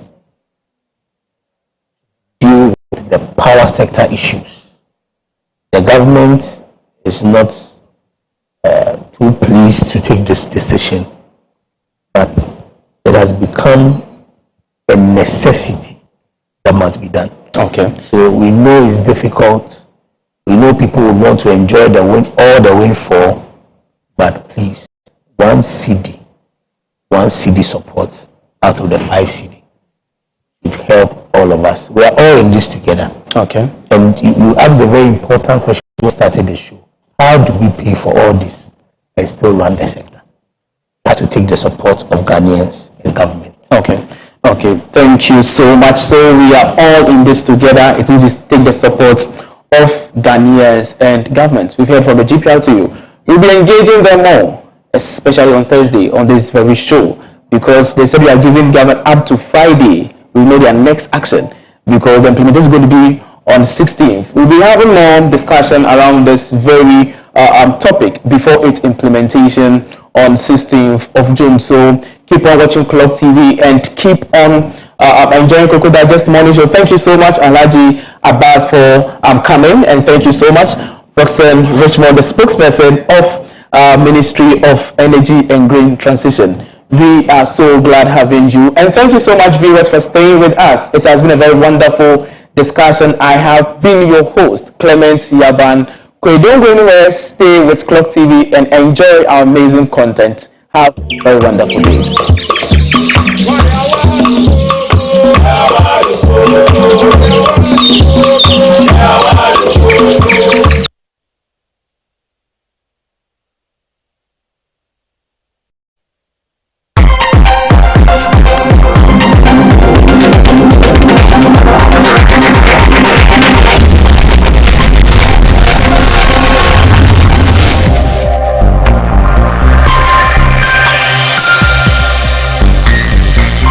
Clog TV, beyond the policy.